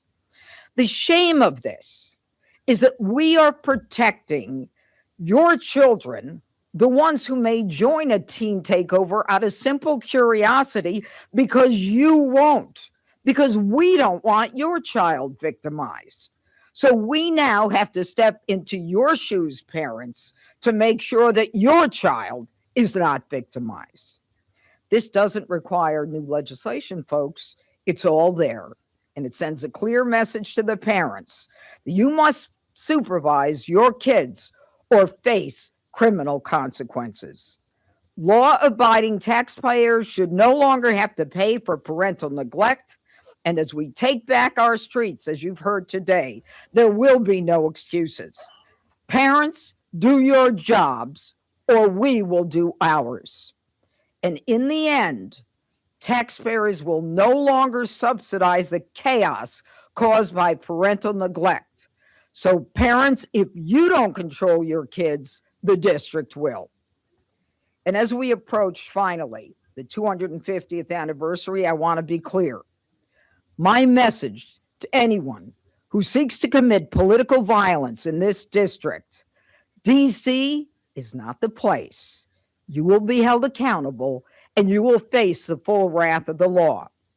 And just this morning, before I came here, we filed notice that my office will seek death against the defendant, Elias Rodriguez, for the killing of 2 young Israeli embassy staff members at the Capitol Jewish Museum.